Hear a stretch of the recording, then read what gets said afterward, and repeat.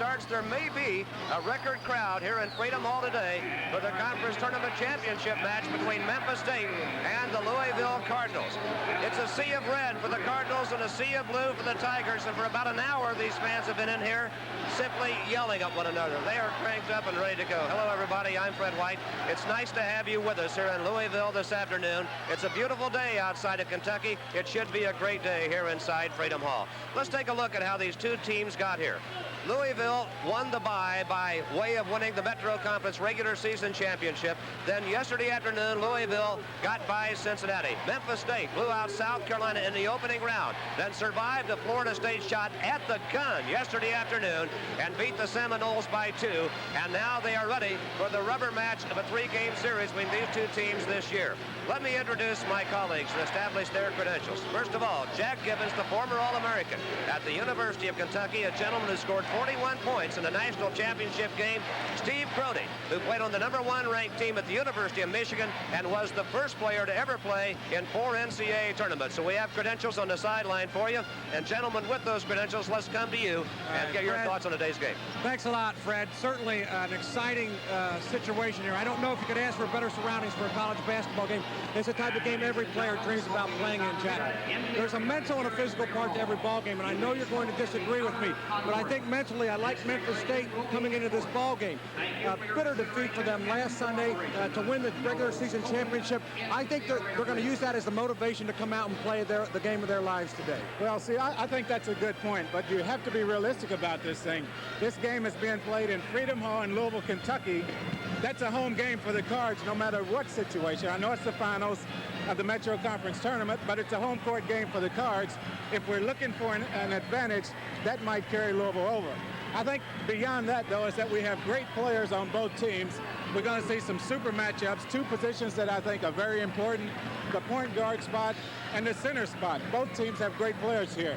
For the Cards, we have Milt Wagner. We've got the youngster Ellison in the middle. For Memphis State, we've got the little general, Andre Turner, and we've got William Bedford. Great players. The team that wins those 2 matchups, I think, might be at the top when this game is over. Well, I'd have to agree with you, and certainly at the point position, Andre Turner is their leader. He runs the show. Louisville traditionally has not really had a point guard, but Wagner is certainly the key. I personally feel like William Bedford is the player to watch. I think that he has to establish himself on both ends of the floor. Offensively, he has to get to the block, and I think that they have to, throw the ball into him, give him a chance to score. Defensively, it's all up to him. He's got the physical ability to get himself into the game. He's got to be a shot blocker and a rebounder.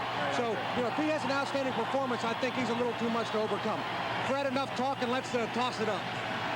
Well, there's one more matchup that we'll track for you today. Baskerville Holmes of Billy Thompson. Memphis State, primarily Baskerville, in 5 consecutive games shut down Billy Thompson. He had scored a total of only 30 points and shot just 31%. And then last Sunday, Billy broke out. He scored 16 points against the Tigers. Louisville won the game at Freedom Hall last Sunday by 1 point. Memphis State won by 2 earlier at the Mid-South Coliseum. So again today, this is the rubber match of the 3 games this year. It is the Metro Conference Tournament Championship game for the automatic berth in the NCAA. We're getting ready to roll. We'll be back to meet the starting lineups after this from Bud Light. Welcome to the Kentucky Fair and Exposition Center and the Freedom Hall for the thrill and excitement of championship basketball in the Metro Conference. Your tournament host, the University of Louisville. The tournament director, Mr. Don Russell, and your tournament manager, Mr. Brian Faison. And now introducing the starting lineups. First, the Tigers of Memphis State University. At forward, number 30, 6'6", a sophomore from Memphis, Tennessee, Vincent Askew. At forward, number 43, 6'7", a senior from Memphis, Tennessee, Baskerville Holmes. At center, number 50, 7 feet, a junior from Memphis, Tennessee, William Bedford. At guard, number 10, 5'10", a senior from Memphis, Tennessee, Andre Turner. And at guard, number 31, 6'3", a sophomore from Memphis,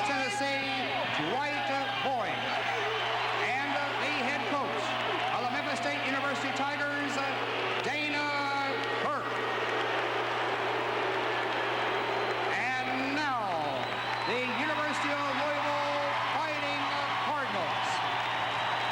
At guard, number 20, 6'5", senior from Camden, New Jersey, Milt Wagner. At guard, number 42, 6'4", senior from Ashland, Kentucky, Jeff Hall. At center, number 43, 6'9", freshman from Savannah, Georgia, Purvis Ellison. At forward, number 41, 6'7", sophomore from Louisville Eastern, Herbert Crook. And at forward, number 55, 6'7", senior from Camden, New Jersey, Billy Thompson. And the head coach of the University of Louisville Cardinals, Coach Denny Crum. Guys, I think it's time to get a ball in the air and have a little bit of fun. Memphis State and Louisville are ready to go now. And we'll be back for the Metro Conference Tournament Championship game after this message and a word from your local stations. Officiating crew, Robert Ola, Mike Jag, and Charlie Watkins. Again, the way that Denny Crum and Dana Kirk are going to send them out this afternoon. Here are the series records. University of Louisville has won 35 matchup, Memphis State 17, but this man, Dana Kirk, has turned that around the past few years. Memphis State won here in the tournament last year, 81-76. They have split the two meetings this year, each team winning on its home court. Louisville has started the same five in every game this year after 2 years of injuries, and all five Cardinals starters are averaging in double figures and shooting over 50%. Memphis State has everybody except Dwight Boyd in double figures, and he's at 9.5, so you might as well count it. Now, Fred, to start the game, one of the problems Louisville's had all season long is an inability to execute in the first 20 minutes of a ball game. They tend to play to their competition. You have to believe that won't be a problem today. If you can't get ready to play this game, you're playing the wrong game. Tip is out of bounds. Memphis State basketball.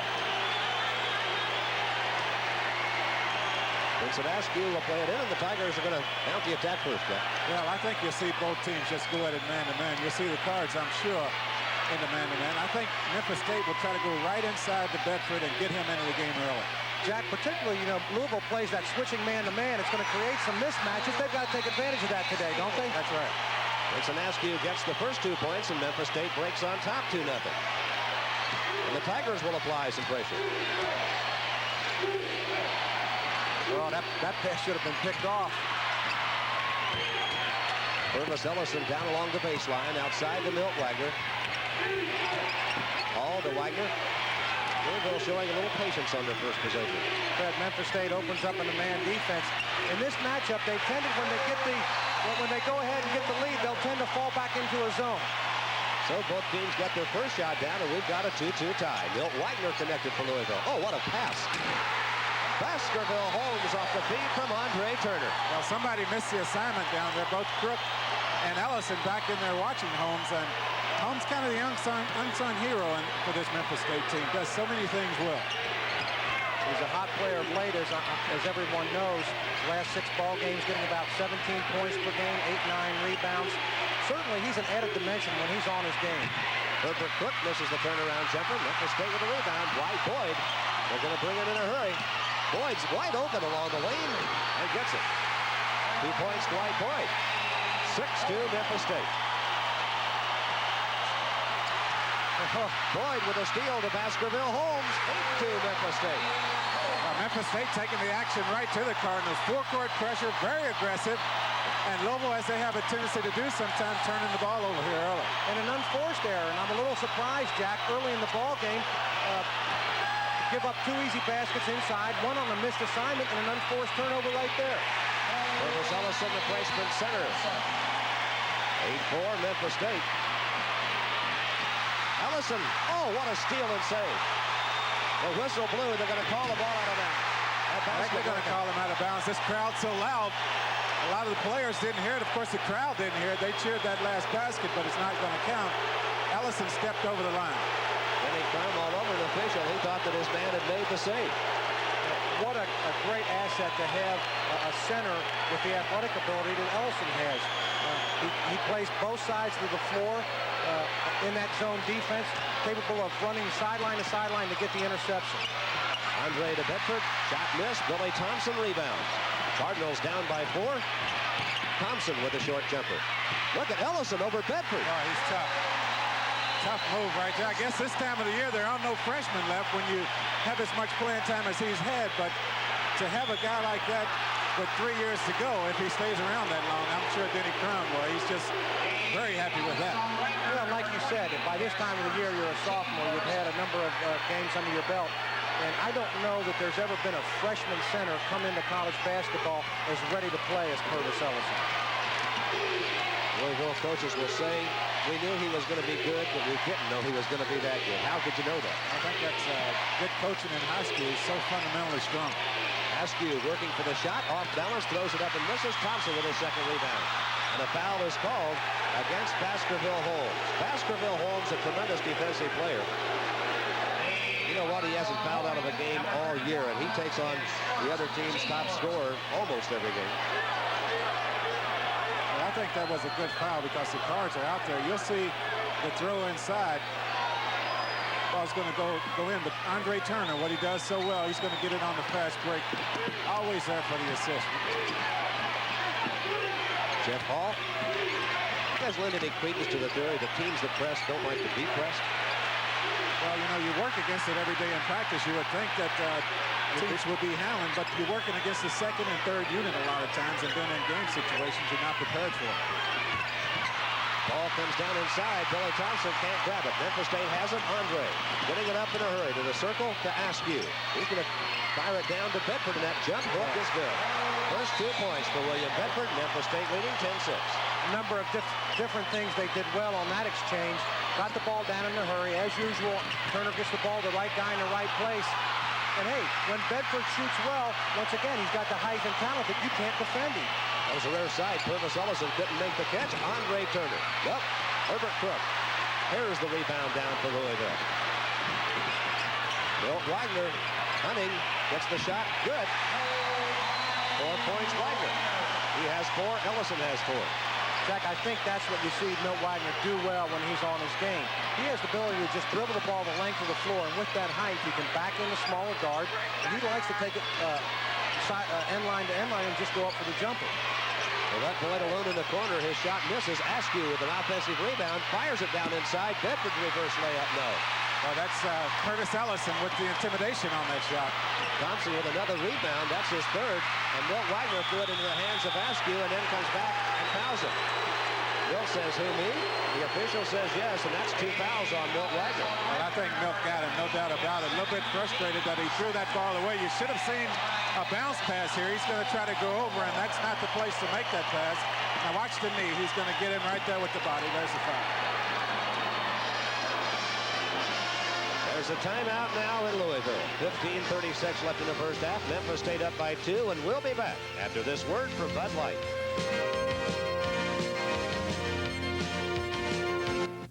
This telecast is a copyrighted presentation of Raycom Sports. Any reuse of this telecast without the express written consent of Raycom Sports is prohibited. Trey, we want to go back into some action, take a look at this play underneath the basket. Andre Turner at his best, penetrating, hitting the open man. But when you get a center in this, and I thought we had a different play. I wanted to go back to the layup that he had missed. You know, he tried to do a reversed layup, and really when Bedford gets that ball in there, he's got to take it to the hole strong. He's got to go up and dunk the ball. You know, Ellison's a freshman. You've got to take advantage of his inexperience a little bit. Right, Boyd, shot off the front of the rim. Baskerville Holmes cleared the rebound, but he's called for a personal foul, and that's his second foul. So Baskerville Holmes has 2. Milt Wagner of Louisville has 2. Holmes is so strong on the offensive boards. You see him in there this entire ball game. He likes to get that second shot and get some easy points that way. Of course, Jack, that's I'm sure you're well aware of that. Run call traveling on the baseline. You can't do that after a turnover. Excellent call. Billy Thompson ran down the baseline with a basketball to try to throw it in bounds, and you can't do it. And you would think as a senior he would know better than that. That's 5 turnovers for the Cards already in this game.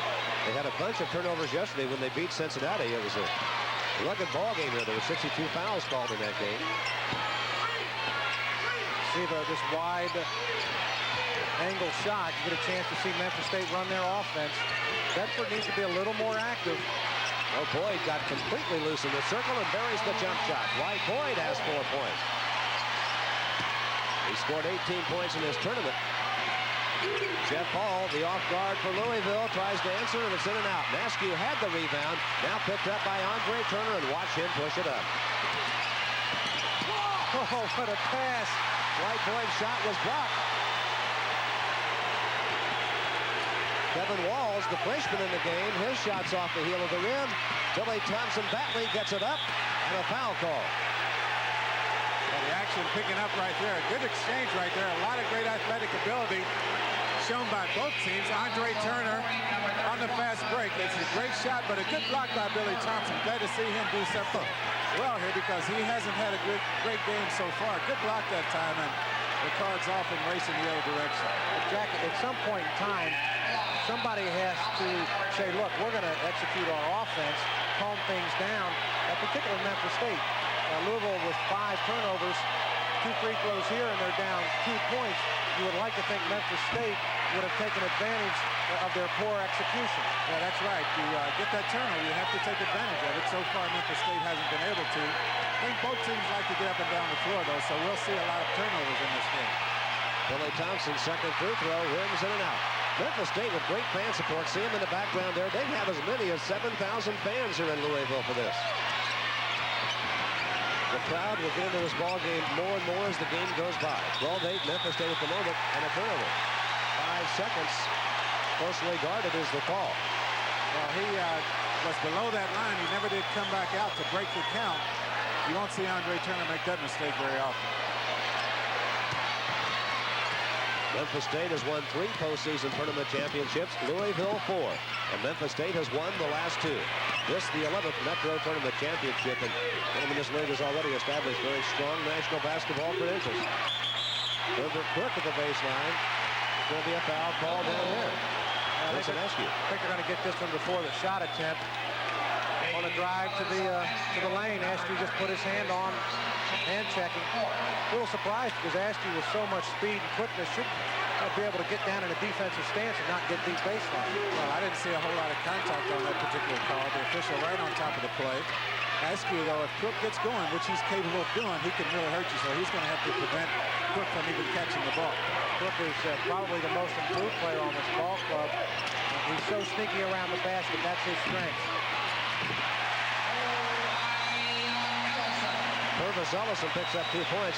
Looking at Kevin Walls at the point and looking at the Louisville bench, and I don't see Milt Wagner. I don't know if he got hurt, Fred. I didn't see him go back to the dressing room, but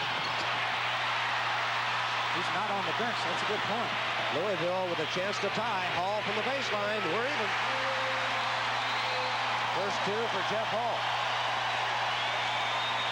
Andre Turner that time, Fred, on an aggressive move to the basket, simply lost the basketball. Holmes goes right at Ellison. That's what you do. Bedford didn't do that before. Right. That's the point that you made. Take it to him. If you drop back in there, he's going to block the shot. You've got to, when a big guy gets the ball, he's got to just take it right in and dunk it down. When you're 7-1, you don't need to be cute around the basket. I see Milt Wagner on the bench now. He's sitting down, second guy from the end. He's there. What do you make of Walls being in the ball game replacing Milt Wagner this early? Well, this early, I don't know, unless it's some kind of defensive move to get Walls in there, but Milt Wagner was having a pretty good game up to that point when he went out. So Vincent Askew just whistled for his second personal foul. That's number 5 on Memphis State. Louisville has been called for 2. Andre Turner having a chat with an official in the lane. One of the captains of this Memphis State team. Dana Kirk a little more emphatic in his chat. Ellison kicks it back out top to Kevin Walls. Walls played a lot yesterday. well, he did, and he's been playing more. He's had that problem with that knee. You see it bandaged up there pretty heavily, but he's just now starting to get back in the swing of things for the Cards. You know, he had that, you and I, Fred, had that game down in South Carolina where South Carolina used a lot of half-court trapping defenses, and he really did not have a good ball game. So I think his ball handling is somewhat suspect in pressure situations. 8 points now for Purvis Ellison. Right, we talked about that center matchup, and well, Ellison getting the best of that right now. He has 8 points. Bedford has 2. Vincent Askew picks up his 4th point with a strong move inside. And Memphis State up by 2. 12:09 left in the first half. Ellison has hit all 4 of his shots in this game. Memphis State at 50% shooting, 8 for 16. Ellison again. That's his first miss. Oh, Hall was right there with Bedford, but Bedford took it away. Andre Turner. Dwight Boyd loose on the wing. In and out. Tough shooting luck for Dwight Boyd. Both clubs at 50%. U of L 7 out of 14 shots. Askew backs it down in the open court, but stolen by Purvis Ellison. What a grab. Jack, I think we're at the point now where the point guards for each team just have to get the ball and say, look, let's slow down a second here, okay? Let's get some execution going, take control of the tempo a little bit. Both teams have opened up situations for the other club to take control. No one's done it just yet. Well, it's an entertaining ball game. It's just not a pretty one. Purvis Ellison just hit his 10th point. Did you see him break to the basket as soon as he launched that shot? Boy, point for kids watching. He followed the shot, took off in the bucket. He's now 5 for 6 on the floor. There's a foul on Herbert Crook in the open court, his first. We've seen a lot of layups by both teams, and I think the reason why we've got that full-court pressure by both teams. Once you get past that first wave, we're going to see some layups. More so on the Memphis State end than on the Cardinal end. Tony Kimbrough checking into the Louisville lineup. Denny Crum talking to him there. Memphis State gathered around their coach, Dana Kirk. We have a timeout, 11-12 left in the first half. 2 teams tied at 16 each. We're back after this from your local stations. This is the Raycom Sports Network. You know, I was saying right before the break, with the full-court press by both teams, we're going to see a lot of layups, and here's the way to beat the press right there. Well, and Jack Holmes did what you said. You had to take it to the basket real strong. When you take a look at this Louisville team and comparing the teams in the past, they've been a ball club that has not really used the full court pressure defense as much as they have in the past. And you can see why. Although with so much intensity and hustle, they've created some turnovers here of late. But they've gotten too many breakdowns. And I think in the second half of the ball game, you might see them get away from that pressure. Memphis State trying to regain the lead. Andre Turner against Kevin Walls. Walls, the freshman, still in at the point. Well, I don't know. Milt Wagner down at the end of the bench has his warm-up on. I don't know for sure, but maybe he and Denny Crum a little bit upset with his attitude or the way he started out playing the ball game, one or the other. Andre Turner almost surprised William Bedford with a pass, but he made the catch in the bucket. 4 points Bedford, 18-16 Memphis State. Kimbrough to Purvis Ellison. Outside to Kevin Walls. Ellison's value comes out to relieve the pressure. You feel comfortable throwing it to the big man on the open floor. That's a very valuable player. Bedford and Ellison battle along the baseline. Andre Turner touched it last. It's out of bounds to Louisville. Jack, I think you make a key point. You watch Ellison play throughout the year. You'll see him rebound. You'll see him block shots. You'll see him make a good pass. His intelligence is probably his greatest asset. And that's not to say that he doesn't have a lot of physical talent. Oh, you're right. Ellison has 5 rebounds also. Billy Thompson off the wing. Nothing but net. Billy Thompson with his first 2 points in the ballgame. Take a look at the full court pressure again. I like Turner giving the ball up. I think early in the ballgame he tried to break that press with the dribble a little too often.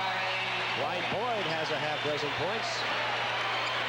Memphis State has hit 10 out of 20 shots now. Louisville 9 out of 17. And Dwight Boyd 3 for 7 on the floor. Well, what's happening against that full-court press? Once Memphis State beats that initial trap, Louisville's not running back defensively, and we've seen a lot of layups. Tony Kimbrough, the freshman, gets into it immediately, picks up 2 points, and the game is tied at 20. We've had 6 ties already in 1 lead change. 9:23 left in the first half. Oh, I got to call that one. Kevin Walls fouled Andre Turner. Jack, I don't know if you get the same feeling I do, but I know that after that loss last Sunday, that Andre Turner was extremely upset. Of course, he missed the one-on-one foul shot that could have given them a 3-point lead. I I get the feeling that he's maybe a little bit too much into overdrive. I think he's playing a little bit too much up-tempo. I haven't felt his ability to control their offense as big a factor so far in the first 10 minutes of the game. Well, that might be right, but see Milt Wagner back into the ballgame. Andre Turner, I think, plays at this tempo every game, or at least every time I've seen him play. This is his style. As Louisville has out-rebounded Memphis State 13-6. The Tigers won 6 games without rebounding anybody until yesterday when they out-rebounded Florida State. But Louisville with a big advantage on the boards here today. You've got Memphis State into their offensive pattern right now. They end up with a good shot, maybe a basket. The difference is that Andre Turner has run the show. He hasn't over-penetrated. He's slowed the pace down a little bit. See, it's the first time I've seen him call play. Bedford and Ellison wrestling a bit down in the lane. Askew looks in at Bedford, can't get him. And Fred, the other thing you have to remember is that the way to get the ball into Bedford is to run pattern. Make the defense move side to side so that they can't stay set and front Bedford the entire offensive possession. Turner misses. Kimbrough rebounds for Louisville. The Cardinals with a chance to take the lead. They haven't been ahead today. Louisville showing some patience on offense. Ellison turns, looks at the buckets, going to take the jumper, in and out. Oh, and that was a big shot for the freshman to take there. I still like it. He missed that shot, but he takes some pressures. Marvin Alexander had to rebound, and Boyd hits the shot. Jack, I say the contact came before he went up for the shot. They may not count it. It'd be interesting to see. They are going to count it. All right, take a look at it. Now watch. Contact before he goes up for the shot. Well, I think it was no doubt he was going to shoot it. He could have gone up just a little bit earlier. I think it was a good call by the officials. Denny Crum didn't like it, but I think it was a good one. Well, I'm just going to have to disagree. I believe that he was going to go up too. I think he made the move towards the basket a little too late, and it's a very fine line, but it was probably a split second too late, and I think they should be taking the ball out of bounds. You get another vote for Denny Crum. Boyd is 4 of 9 from the field. Dwight Boyd looking for his 9th point. Trying to put Memphis State up by 3 and does. 3-point play, Dwight Boyd. It was the first foul on Jeff Hall. 8:10 left in the first half. 4 points, the most that has separated these two teams. That's a 3-point game now. Milt Wagner back in the contest for the Cardinals. To Tony Kimbrough. To Mark McSwain. Jeff Hall looked at Ellison along the baseline, decided not to go there. Kimbrough turns and faces Holmes. Wilfong defending against Milt Wagner. Once again, we don't know the reason why Wagner went to the bench, but Jack, I think you picked it out. You can generally tell by a player's facial expression, what's going on, and Wagner didn't look too happy sitting on the end of the bench. You're right, and it looked like it all changed all of a sudden because early in the ball game, he was into it, looking for his shots, and now he doesn't seem to have that same look of intensity on his face. Real quickly, Fred, looked to me like Wagner turned that ball over before he drove to the basket and picked up the foul. 7:47 left in our first half. Memphis State leading Louisville 23-20 in Metro Conference Tournament Championship game. Coliseum, Georgia Tech has taken a 1-point lead over Duke early on in the ACC championship game. Here at Freedom Hall in Louisville, Memphis State up by 3, 7:47 left in the first half. Fred, in that ACC tournament, they came very close to having all the top 4 finishers out of the tournament after the early rounds. Maryland, Virginia were putting up pretty strong arguments down there before they finally went by the wayside. Here's the shooting. Louisville at 53%. Memphis State cooled off a bit in the last few moments. They're still 11 of 22. Doing a little bit better job on the boards. 14-9. Cards in advantage on that position. Jeff Hall, turnaround jumper. It's going to be called for a travel. Made the basket, but a traveling call. And Denny Crum rises to his feet again. They keep bringing Ellison to the top of the circle, getting him the ball there, and he takes Bedford up with him when he goes. And it is such a great advantage to have a big man who can pass the ball from that situation. He's got the ability to put it on the floor and make a move. And we've talked about it throughout the tournament. When you can attack the defense from the free throw line area, you open up both sides for scoring opportunities, and obviously you have the ability to take it right down the middle. Marvin Alexander called for a push. Memphis State used the same strategy. They brought Bedford up to the top that time, and he took Ellison out with him, but Alexander called for pushing off. That's 7-3 in the turnover department now with this one right here. Alexander with the push-off. Of course, that goes down as a turnover. Those two guys really going at each other, McSwain and Alexander. Memphis State bench. Tigers have turned it over 3 times. Louisville 7. Dana Kirk wants an official's attention. Coach is working hard. Two outstanding coaches. Jimmy Crum won 76% of his games. Dana Kirk has coached the Tigers to their third straight 25 victory season. Mark McSwain's free throw good.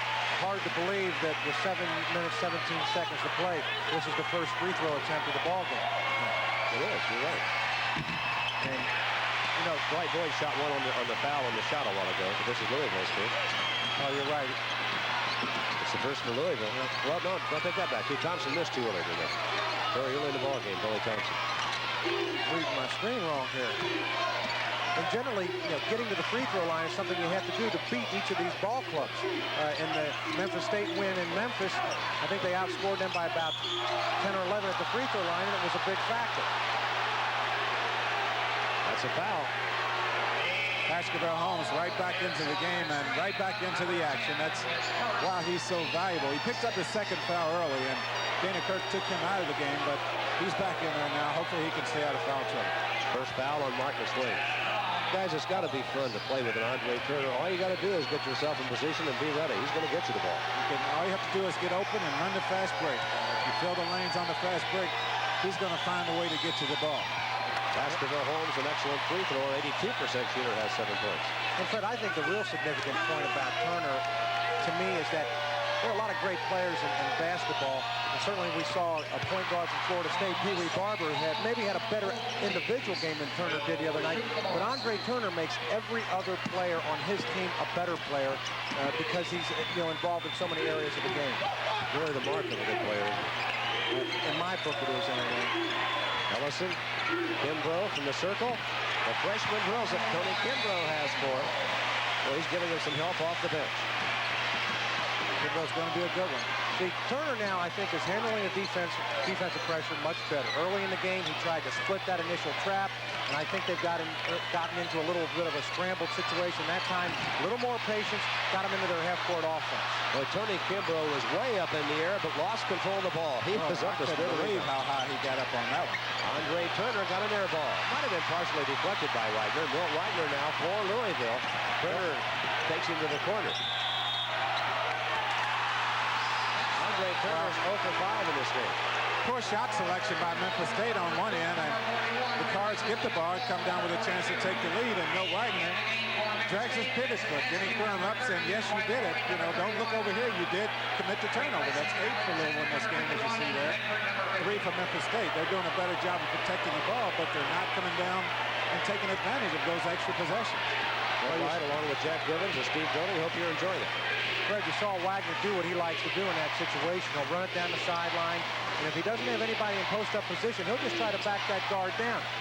Turner got excellent defensive help. It stopped penetration, resulted in a turnover. Baskerville, that quick turnaround jumper. He started having trouble with that shot in the second half of the game yesterday. He had just been drilling that shot of late. Milt Wagner can't get it. Bedford clears the rebound. Milt Wagner 2 for 3 from the floor now. Not a good foul by McSwain. Out in the middle of the floor, Andre Turner just trying to get the offense set, and McSwain comes over for the steal. Not a very smart play right here. Watch this. Andre Turner, he's just turning away, and McSwain makes a swipe at him, gets him with the body. Jack, you see it happen time and time again. A player comes in off the bench and trying to get himself into the play. Generally, you'll see a foul occur when that happens. Andre Turner over 5 from the field. He does have 3 assists, though. Andre Turner picks up his first point of the ball game. Guys, this is the 5th half of basketball that these two teams have played this year. 8 points is the most that's ever separated them for their game. Turner hits them both. He has 2 points. You may be having a little bit of technical difficulty with your screen. It is not your set. We're having problems with the alignment of a satellite with the sun, and you may be getting some sunspot interference. It will clear up. Boyd is fouled by Billy Thompson. That's a hard turnover to understand. That's 2 seniors back there handling the ball. Billy Thompson and Milt Wagner handling the ball, and you see the turnover. Just Thompson threw it in out of bounds. Not a smart play. Well, significantly, you mentioned the names of the two players that are who commit most of their turnovers, which you would think is just the opposite with the mixture of young and old players on this ball club. But in critical situations, it has been Wagner and Thompson that have simply not executed in the passing game. It's 9 turnovers for the Cards. Memphis State still doing a good job, but once again, they're not converting. Dwight Boyd misses both free throw attempts. Billy Thompson missed 2 earlier for Louisville. Milt Wagner had it knocked loose from behind by Baskerville Holmes. It's out of bounds to the Cardinals with 5:21 left in first half action here, and Memphis State leading by 3. And their fans, as you can see, enjoying it. Kimbrough. Baskerville Holmes got a hand on that. Tony Kimbrough, the freshman, has 6 points. Boy, he's willing. He's not backing off at all. Well, he's not. Once again, by this time of the year, these freshmen have a lot of playing time, so you don't really count them as sophomores anymore. Tony Kimbrough now 3 for 4 from the floor. Askew, goading jumper, in and out. Mark McSwain kicks it up to Kimbrough. Now, Askew got away with the travel before he made his move to the basket. Ellis, that's Billy Thompson. Reverse layup, he's fouled. But what a nifty move he made down low. Well, it was. It was good body control. He used his body well to draw the foul. You see the pass in. Now, this is a combination that should be able to work for Louisville. Milt Wagner into Thompson. There's the body control. There's the foul. Jack, this is I think the first time Louisville's been able to exploit this situation. They like to run that corner fast break. Whichever guard has the ball will run it down the sideline. If the jump shot's there, they'll take it. First offensive player down the floor fills in at the block. Memphis State's done an excellent job in stopping that transition play so far in this ballgame. Vincent Askew's 3rd personal foul, guys. He's sitting down now. William Bedford back in. Billy Thompson picks up his 3rd point. Askew draws the 3rd foul with 4:49 left in the first half. Thompson has 4 rebounds to go at those points. Mentioned earlier that Memphis State for 5 straight games had shut Billy Thompson down pretty well, but last Sunday he scored 16 against him. He's 1 for 3 from the floor in this game. Now has 4 points and 4 rebounds. Louisville up by 1, and the crowd getting into it now. Dwight Boyd answers in a hurry. He's having a first half, guys. He's got 11 points. That's the way to get that crowd out of the ball game as quickly as they got in it. Louisville with their first lead. Boyd scored a dozen the last time these two teams played. Had scored 18 in 2 games in this tournament, and he's off to a quick start today. Milt Wagner. Now we're into the seesaw situation with the odd point. Louisville goes back up by 1. The 3rd lead change. We've had 7 ties. Well, somebody's got to help out Andre Turner. Got that ball across half court with a couple seconds to spare, but he had nobody helping him. Bedford was the only other Memphis State player in the backcourt. They had him double teamed. They were not set up properly to handle the pressure. Milt Wagner guarding Andre Turner, 7 inches taller than Andre. Might make it a little tough for the Memphis State point guard, but quickness belongs to Andre. Tall timber, the shot doesn't fall. Wagner, here he comes. Boyd trying to shut him down, and he walked. That is the 10th turnover charge to Louisville. That was going to be a foul. Oh, they're going to call a foul, and I don't know if that's right or not. Boyd's going to get called with the foul. Milt Wagner, he's so good in one-on-one situations, though. He can handle the ball in traffic. See Dana Kirk, you see what he thinks about that. Well, I'm going to say that it's a good no call. I don't think that he traveled. I think if you see on the replay, he's going to make a great move. 1, 2 steps, and he's in the air for a layup. I don't know about that one. Well, Jack, you get 2 steps on a layup, right? He's going to get the call to go his way. That's the main thing. Milt Wagner steps to the free throw line. He has a half dozen points, an 84% free throw shooter who's had problems in this tournament. He was 3 for 6 yesterday. He had a run of 50 out of 52 free throws he had made coming in here, and now he's 3 for 7 in 2 games here. Fred, in his career, it's the first time he's ever missed 3 free throws in 1 game in his entire career. Shot blocked out of bounds. Guys, Andre Turner's 0 for 6 in this game. You have to think Milt Wagner's had something to do with that. That's a good point. I think Wagner's doing a good job on it. Timeout here, 3:32 left in our first half. Louisville now up by a point over Memphis State. We'll be back after this from your local stations. This is the Raycom Sports Network. Fred White along with Steve Brody and Jack Gibbons. Guys, it seems so often that a game with this advanced billing doesn't live up to its billing, but Memphis State and Louisville have done it 3 times this year. This game is far from being over. We're going to see a lot of action in this one. See the field goal percentage there. Memphis State only 39% from the field. They're getting, Louisville's made 9 turnovers in this ball game, but they're not able to take advantage of it. The Cards shooting it at 57%. Well, you see the disparity in shot attempts. Memphis State with 8 more attempts at the goal. I think a direct reflection, 9 of the turnover ratio, 9 for Louisville and 3 for Memphis State. Jack, I think the first half has been played a little more up-tempo. I think the competition has been great. I don't think the execution has been there. Saw the bench scoring, 8 points for Louisville, none for Memphis State. Denny Crum probably goes to his bench faster and more often than most coaches. He's got more players than most coaches on the bench also. He can afford to do that. Well, great athletes down there. Thompson deflects the pass. I think it was intended for Bedford. He might not have seen it. Well, it was, and Bedford just has to get more active up on the bench. Billy Thompson puts Bedford in the air and hits the jump shot. Billy Thompson's fake got Bedford in the air, and Billy Thompson has a half dozen points. And now, official Charlie Watkins is going to call some players together. Well, I think he's telling them to leave the ball alone once it comes through the net. You'll see Thompson in here with a nice pump fake to get Bedford off balance. Now, Thompson's going to knock it away. We're not going to see it, but the official called him up and said leave it alone once it comes through the net. Louisville up by 3, and that's their biggest lead of the ball game. Memphis State has led by 4. 2:52 left in first half action here in the 1986 Metro Conference Tournament Championship game. Raycom Sports happy to be here to provide it for you. Hope you're enjoying it. I think one reason why Memphis State is shooting it so poorly right now, they're not getting in their offensive flow. They're not getting in their patterns, and that's what happens when you get out of sync with each other. Well, John Wilcorn got himself wide open and seemed like he didn't want the shot when he got there, and Wagner does from the deep sideline. 8 points, Milt Wagner from a different area code. Well, that's a 3-point shot in the NBA, without a doubt. That one put the crowd on his feet. Andre Turner right back, and Louisville up by 5. 2:12 up in the first half. Memphis State needs something. Just look at how Memphis State is standing around. They don't have any movement in their offense. Jack, you make a great point, and once again, that's why I feel, you've got, the point guard has to take control here. You've got to run your offense, get the ball in Turner's hands, and move that ball from sideline to sideline. It forces the defense to move.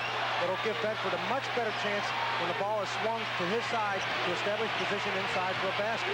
Milt Wagner badly off balance, but is fouled as he puts the shot up. Andre Turner got him, and that would be Andre Turner's first foul. You see Milt taking advantage of the size difference here at 6'5". He's able to just go up and shoot over Andre Turner. Good crossover move right here. Now Turner's going to go up and get him across the arm right there. Good call by the official, but when you're 6'5", going against a 5'10" guy, you can afford to do that.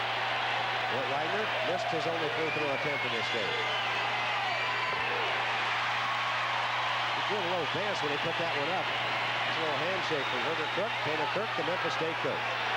This crowd and the Louisville players want to get Milt Wagner going from the free throw line. It may come down to 2 free throws late, and he's the guy they want on the line. They're both excellent free throw shooting teams. They do. Every Memphis State starter except Bedford is shooting 80% at the line. Andre Turner, that's his first bucket. Andre puts down the jump shot. His first field goal in the ball game. He's 1 for 7. Oh, I don't know, but it might have gotten away with a dribble right there on the pass. Ellison, nice little bounce pass inside to Herbert Crook. 2 points, Herbert Crook. Well, you see Crook doing what he does best. He's very sneaky inside. He's a great offensive rebounder, and he adds a lot to this team with his play around the basket. Now Louisville up by 7 with 1:20 left in the first half. Turner needs to move it. Does the Wilford. Boy, and Ellison's doing a great job of playing front defense. We're going to whistle him for a foul. Benny Crown. And I think it's, Jack, I made the comment yesterday during the game I did. I think it's, it's really the most difficult call for the officials to make now. In post-up position, who is it? The offensive man to stay in position? Is it the defender, trying to counteract that? It's a tough call. Well, I tell you what, Ellison's going to get called with the foul, but I think he's doing an excellent job of establishing himself as a dominant big man in this ball game. He's active on defense. He's active on offense. He's down there. He's taking it right to Bedford. He really is. Guys, Herbert Crook just got called for a technical foul for voicing an objection. I was watching Ellison and Bedford at the moment they called it. I didn't think there was that much going on right now. I agree 100% with you, Fred. And Fred, really, when the whistle blew, Bedford was the one moving Ellison out at that point in time. 5 5 points now for William Bedford. Well, this could be big for Memphis State. The Tigers had fallen behind by 7. A technical foul must have been on the bench because we're getting 2 free throws here. Normally, if it's on a player, it goes against, it's only 1 shot at the basket. Well, that was the 1-1. I believe that was the 1-1. I see. Okay. And now Bedford's going to step up there and shoot the technical, too. Turner says, wait a minute, big man. This is my role. I just had a chat with the coach, and he says he'd like for me to do this. Andre Turner missed the free throw. Well, it could have been a 5-point trip. The most it can be now is 3. It's 38-32 Louisville. There's Andre's grandmama. She has a right to be proud of that young man. Well, we'll see if Memphis State can get 3 points out of this trip anyway. They were down by 7. They could have had a 5-point run right here. The lob to Bedford. Blocked by Billy Thompson. Milt Wagner, what a catch. Oh, what a play for Louisville. And that's Ellison with the block. Once again, he's establishing himself as the #1 big man in this ball game. Bedford has to take the ball to the basket. He cannot turn around and shoot that soft jump shot with a shot blocker in there like Ellison is. 40-34.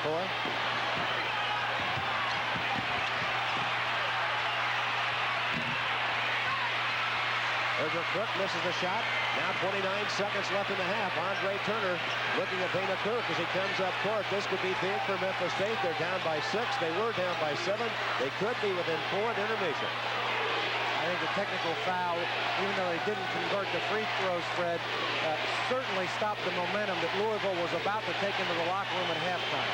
8 seconds left in the half. Andre moving toward Milt Wagner. 5 seconds left. I think Andre's going to take it. He is from way outside. Unbelievable. Andre Turner making his second bucket of the first half. What a shot from the top of the circle, and what a first half of basketball in the 1986 Metro Tournament championship game. Dana Kirk walking off. His team is down by 4, but they've made a little comeback at the end of the half. 40-36, Louisville in front here. We have reached intermission at Freedom Hall. Leading Memphis State 40-36. They're playing a song here written by a fellow named Mickey Clark about Metro Conference basketball. It's been a very popular song here at Freedom Hall. Memphis State fans looking on.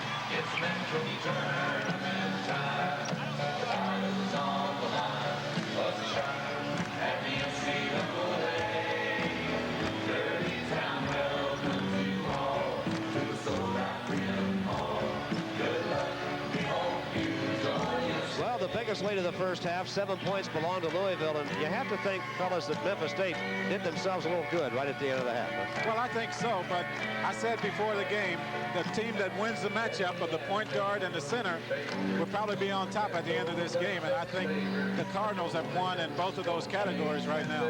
Well, Milt Wagner has 12 points. Andre Turner has a half dozen. William Bedford has scored only 5. Purvis Ellison has scored 10.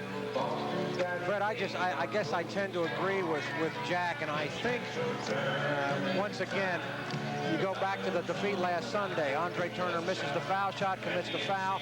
I think it came out a little too ready to play. I thought he was a little bit out of control, and I think when he calmed down a little bit and got them into their half-court offense, they executed a little bit better. I look for a real smart, strong second half from him. We talked about the Billy Thompson-Baskerville-Holmes matchup at the beginning, too. We should mention that Billy Thompson has scored a half dozen points in first half action here. Louisville Cardinal cheerleaders leading the crowd here. Halftime again, and Louisville has established the 4-point lead, 40-36. They're up over Memphis State. We'll be back after this from your local stations. This is the Raycom Sports Network. The dance team answers the Memphis State Pom-Pom Girls.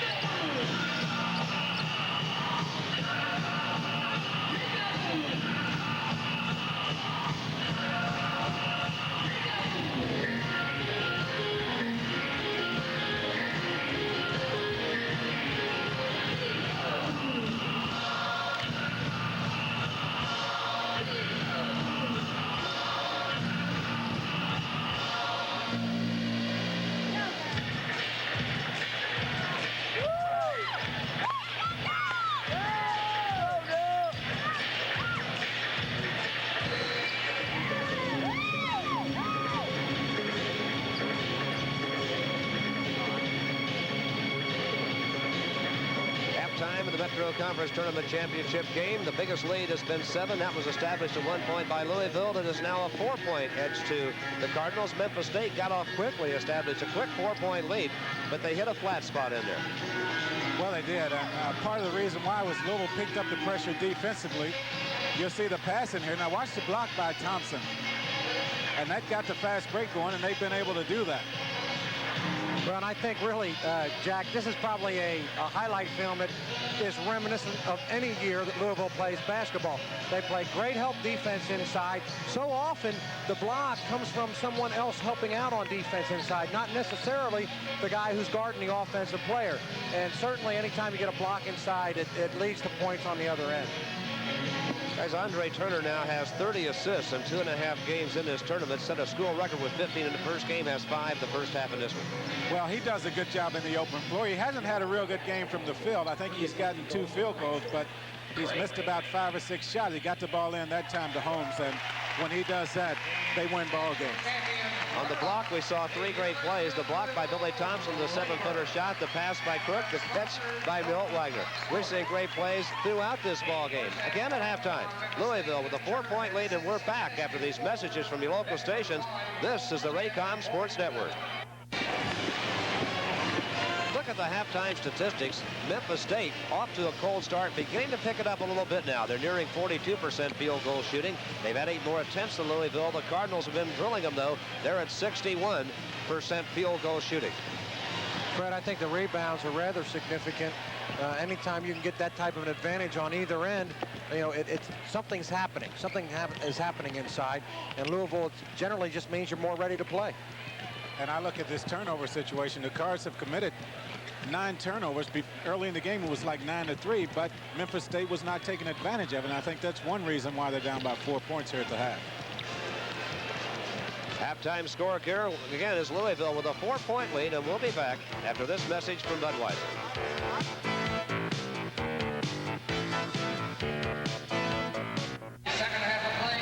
We talked about matchups before the ball game started, and here's what's happened so far in the backcourt today.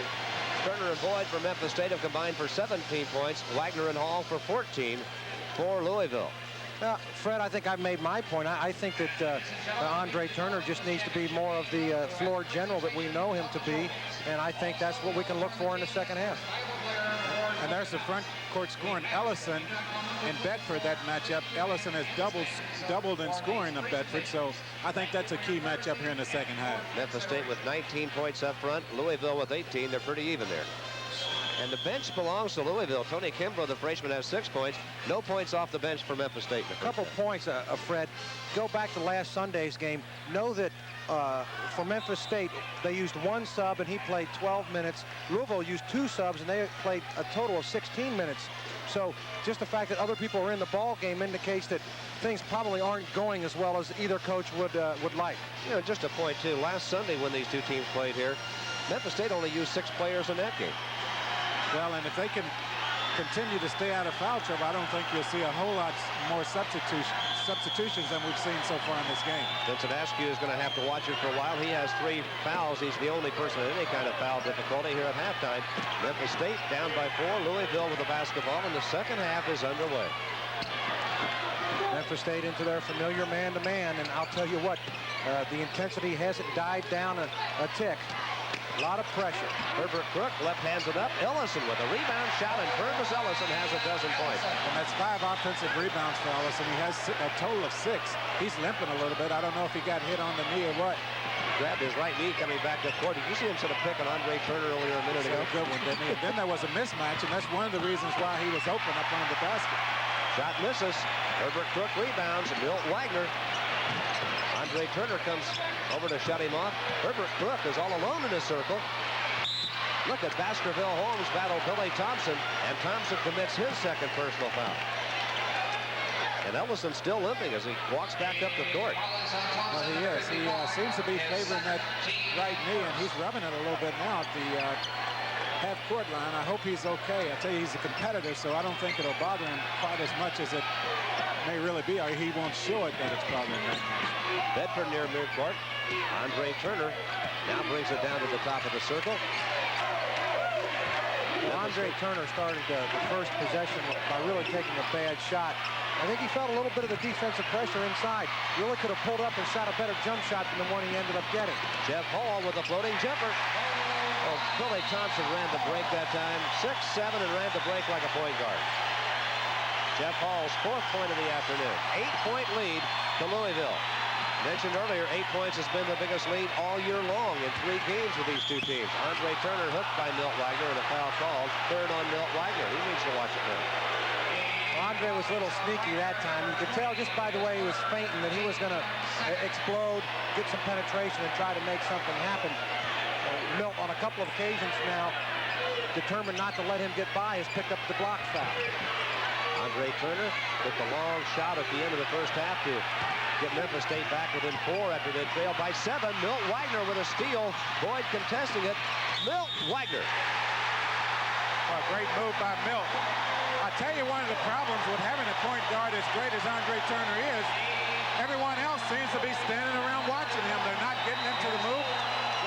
In the offensive flow, watch the steal here by Milt Wagner. Now watch the body control on the end of this. He catches his composure, takes it in. Boyd gets him with the body. You know, I'd like to see the foul because it looks to me like, I thought it was a great move, but it looked to me like Wagner jumped right past him. And I disagree a little bit with the foul call, but certainly you can't like Memphis State's execution here in the first couple minutes of the second half.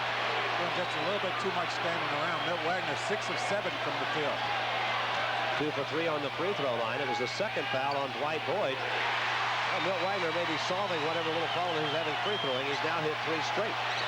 And a 11-point lead now for Louisville. They're up 47-36. Andre Turner dribbled right into Milt Wagner and was able to bail it out. But Memphis State needs to go inside. That's where they need to go. Ellison blocked the shot, but a foul is called. Marvin Alexander took it to the bucket. Dana Kirk wants a goaltending call. He's not going to get it. No, he's not. Memphis State needs to establish some kind of inside game. They need to take the ball into Bedford and get him more involved in the offense. He has not been a factor in this ball game, and if he doesn't become a factor, they will not win this game. And Jack, you see, they finally got it inside, and you see why. If you're a cross-court pass, it forces the defense to change. You know, you're in a front position. If you can get the ball the other side of the court, now you're behind somebody defensively, and it creates that opportunity. They just need to move that ball from side to side in their half-court offense. First points off the bench right there for Memphis State. Marvin Alexander picked up the free throw. This one misses. Ellison with a rebound. 10-point lead, Louisville. 17:54 left in the game.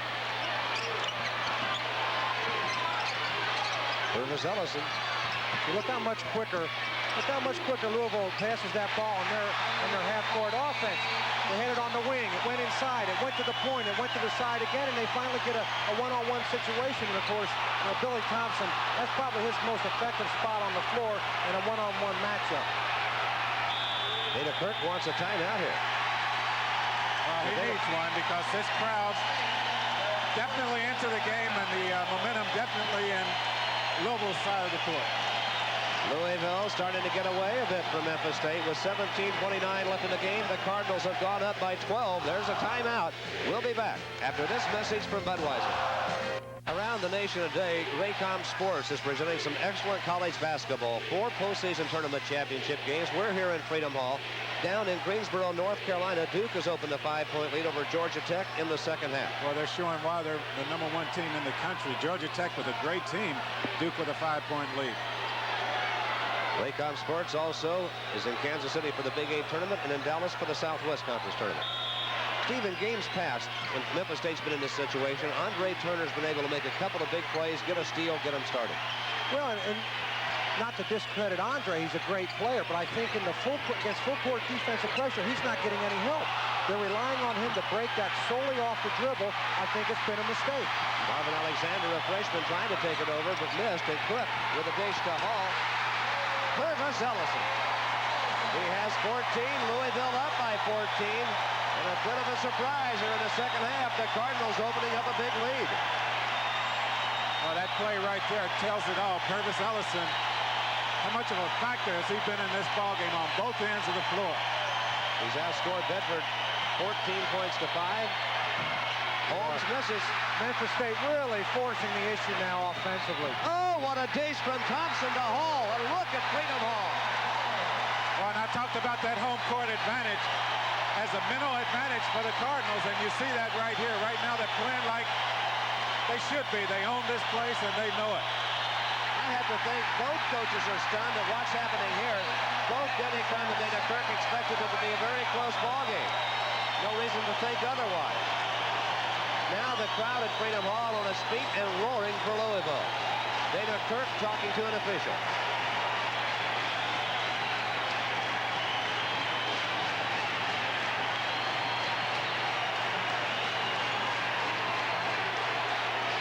Timeout comes here with 16:24 left in this basketball game. There's the great feed from Thompson running the break to perfection to Jeff Hall. And now 53-37 Louisville. We're back after this from your local stations. This is the Raycom Sports Network. Back here, and you see why. A forced shot inside by Marvin Alexander. Good defense by Billy Thompson. Now watch the Cards. 7-1 rebounding here in the second half. Get out on the fast break. Crook's going to make an excellent bounce pass to Jeff Hall. And Purvis Ellison, we've talked about him so much in this ball game. Right there once again to answer the call for the Cardinals. And Memphis State that time did a good job getting back defensively, but you saw 3 people go for the block shot. You've got to use some intelligence. You know there's going to be an offensive trailer. Find them as they come down the floor, box somebody off the boards. Whistle blowing and a foul down in the lane. This one's against Billy Thompson of Louisville, his 3rd personal foul. Second half fouls. Louisville's committed 4. Memphis State just 1. But the Tigers just need to get it going offensively now. Billy Thompson again with 3 fouls. Askew will play it in from the baseline. Memphis State has fallen behind here by 16. Inbounds Alexander, and it's knocked out of his hands by Thompson. Ellison picks it up. Milt Wagner, Jeff Hall, Herbert Crook, Ellison's alone, and Alexander committing a foul away from the ball. Well, as ball handling problems continue to mount for Memphis State now here in the second half, I believe you almost have to go with a smaller, quicker lineup. Possibly bring Boyd in, get Alexander out of there. You know, you're down 16 points now. You've got to come back by playing good, hard defense and executing. Fred White along with Steve Grody, Jack Gibbons. Louisville opening up a huge second half lead. They're up by 18 points now as Milt Wagner drills his 17th point. And guys, Memphis State has scored just 1 point in the second half. We have played 4 minutes and 15 seconds. Well, that's a push-off. It was a late call, but they got Alexander. It's all coming undone for Memphis State here at Freedom Hall in the Metro Conference Tournament Championship game with 15:44 left. Louisville up by 18 points. Memphis State scoring just 1 point in 4 minutes and 16 seconds, and Dana Kirk wondering what is going wrong. Denny Crum has to like Andre Turner. Got the steal. Baskerville Holmes.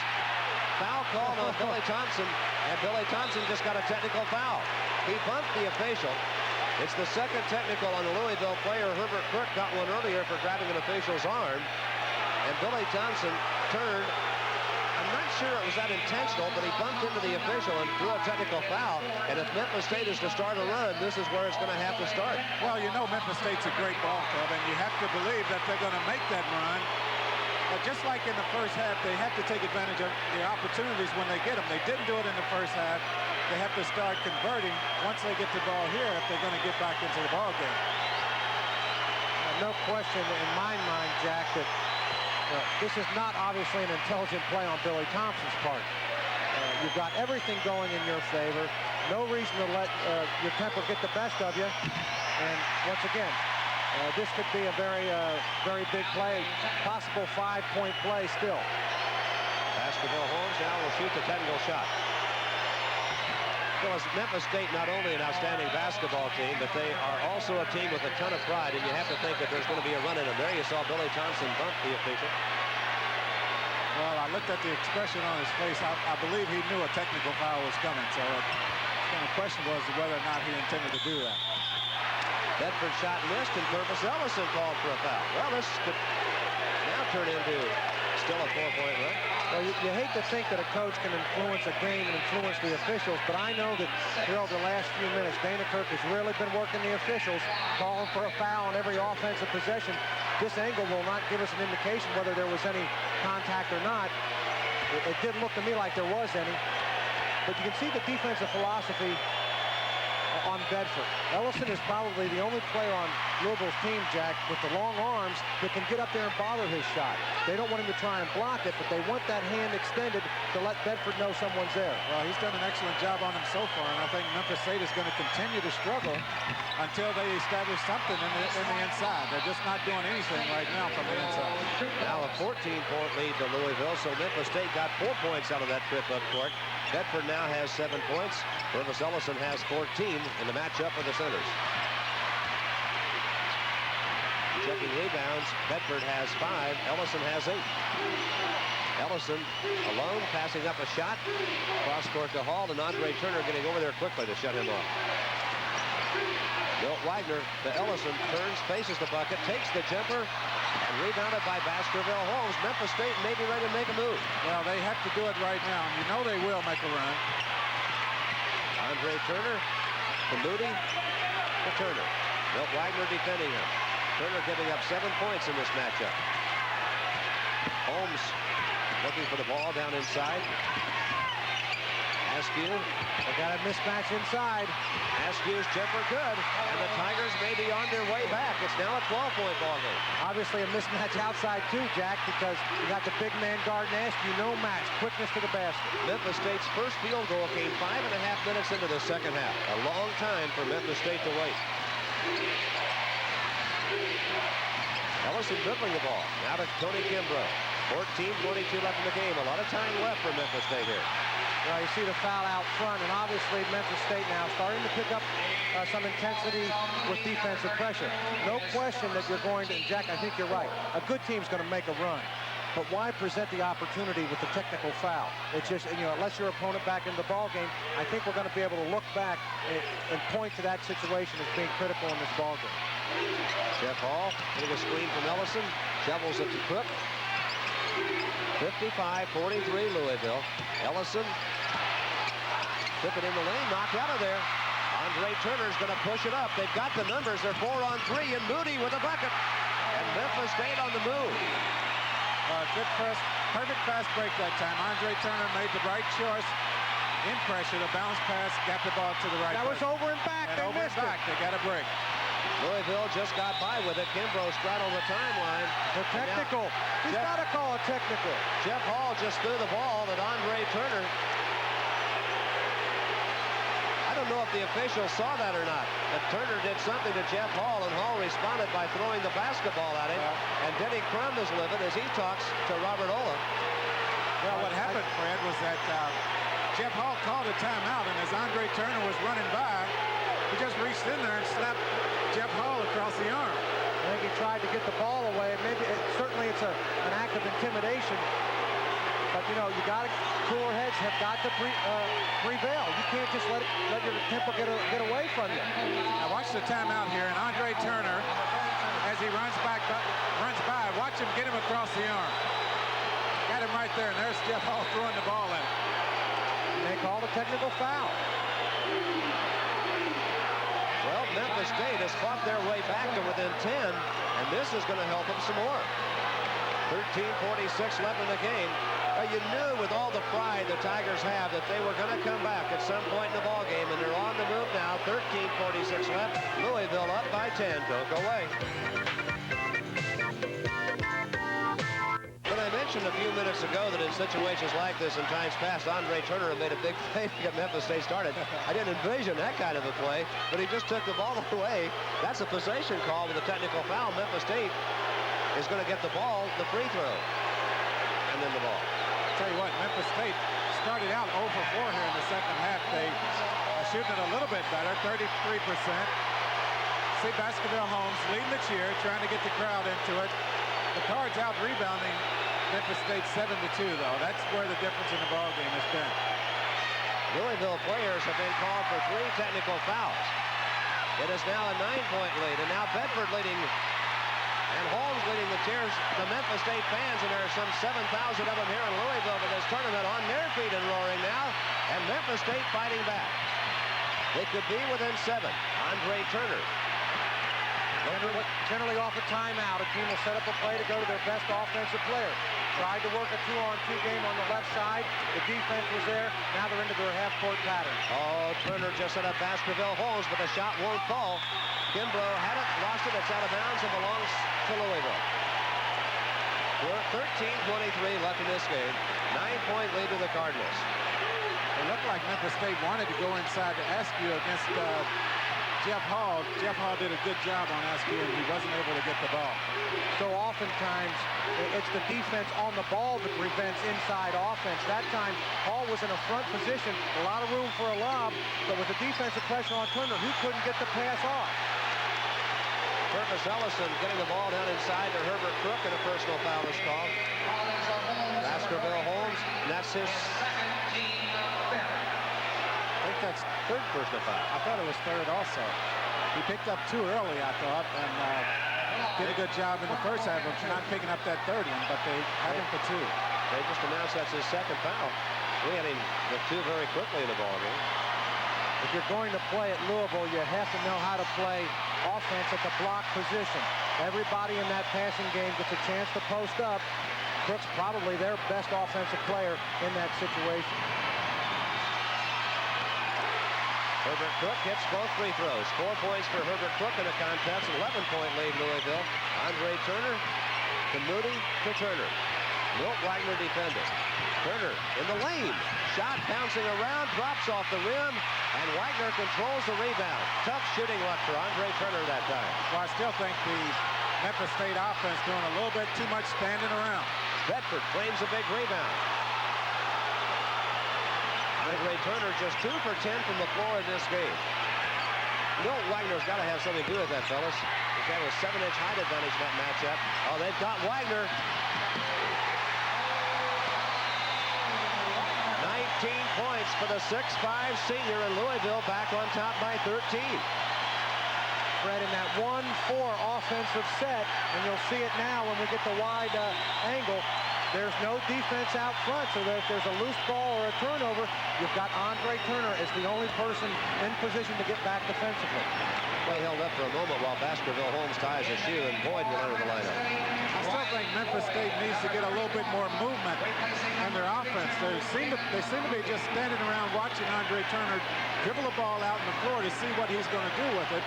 Andre needs to back it out and call a play. They need to get into some kind of formation. Evidently, what they're looking for is, once again, a 1-4 set, looking for penetration by Turner and just playing off of that penetration. That's not the shot they need out of Bedford. I continue to say that. He needs to take the ball inside. Kimbrough to Milt Wagner. The Cardinals are singing him a song in Freedom Hall. 15-point edge to Louisville. You get yourself a long rebound like that, and once again, it sets up a great fast break opportunity with Andre Turner, the only person in position to get back defensively. William Bedford now has 9 points.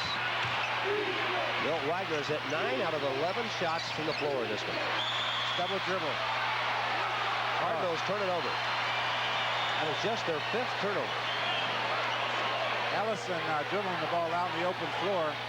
He does that quite well, but sometimes he just needs to pick it up and throw it to one of the guards. Certainly, that's their 4th turnover in this half. They've turned it over 13 times the ballgame. I thought that looked like a low total. 11:24 left in the game. Dan Crum may need to get Ellison out of there. He's committed a couple fouls here late. Swinging the elbow that time. See his 3rd personal foul. Well, something's woken Bedford up. I mean, he's becoming very vocal now. He wants the ball. He's posting up. He's looking to score when he gets the ball. Got the freshman in some foul trouble now. Bedford will be at the line. 7 feet tall, a junior, 63% free throw shooter who has hit 3 out of 4 in this game and has 9 points. Memphis State needing everything they can get right now. And they don't get it. Ellison clears the rebound. Here come the Cardinals up by 13 with 11:20 left in the game. Andre Turner trying to take the ball away, can't get it. Ellison top of the circle. Bedford out with him. They've got Kimbrough posted down low, but they don't get him the ball. Trying to play a three-man game inside. Ellison over Bedford. Will ball go. Look at Kimbrough go up. The ball was on the rim. That's basket interference. Ellison got a hand on it before it came off the rim. Well, but I like Ellison. He missed the shot. He's committed a couple fouls here late. There's Kimbrough getting up, and we talked in the first half about how high he can get up. But Ellison still taking it to Bedford. I like that. No, it's Crook, not Ellison, that got the ball on the rim. It's Herbert Crook. All right. Memphis State down by 13. Andre Turner driving the baseline. It's going to be out of bounds. It's a call for a charge. Just out of bounds. Just out of bounds. So the Tigers turn it over. That's got to hurt. They're still down by 13, and they give the ball up. Good, I think you made a good point. We've talked a little bit about Turner maybe forcing the action on occasion in this ball game, but give some credit to the Louisville defense. They've played good help. They've done a good job containing him in their full court pressure defense. You mentioned it at the top of the show, Jack. They've won the battle right there. They've controlled him, and they've got a 13-point lead. Ellison over Bedford. Oh, look at Herbert Crook. Now Ellison had it. Crook trying to save it. It's picked off by Memphis State. Boyd running the break. Down the lane he comes. And a foul call. Tony Kimbrough, I think, got him on the arm. Coach Denny Crum wanted to travel. It looked like Boyd fumbled the ball just a little bit there. The call was not made. Good offensive board work by the Cardinals. So watch Crook come in there and way up above the rim to get that one. Didn't get the roll here. Ellison right back up, had a chance to get that one. Good effort by Crook. Crook has 85 offensive rebounds this year. Here's Dwight Boyd. Hasn't scored in the second half. Had 11 points in the first half. And he's just 1 for 3 at the free throw line. Really an unfortunate exchange for Louisville, Jack. They did all the right things. Got inside position. Got an offensive rebound. Out-hustled Memphis State for the ball. And they get the loose one and end up at the free throw line on the other end. Dwight Boyd picks them both up. He has 13 points. Now an 11-point lead to Louisville. Still a long way to go. 10-10 left in this basketball game. The Metro Conference Tournament Championship game. Hope you're enjoying it. Ed White along with Jack Gibbons and Steve Brody. Wilt Wagner to Hall. Crook. Ellison. Wagner took Andre Turner down low, and Turner fouled him.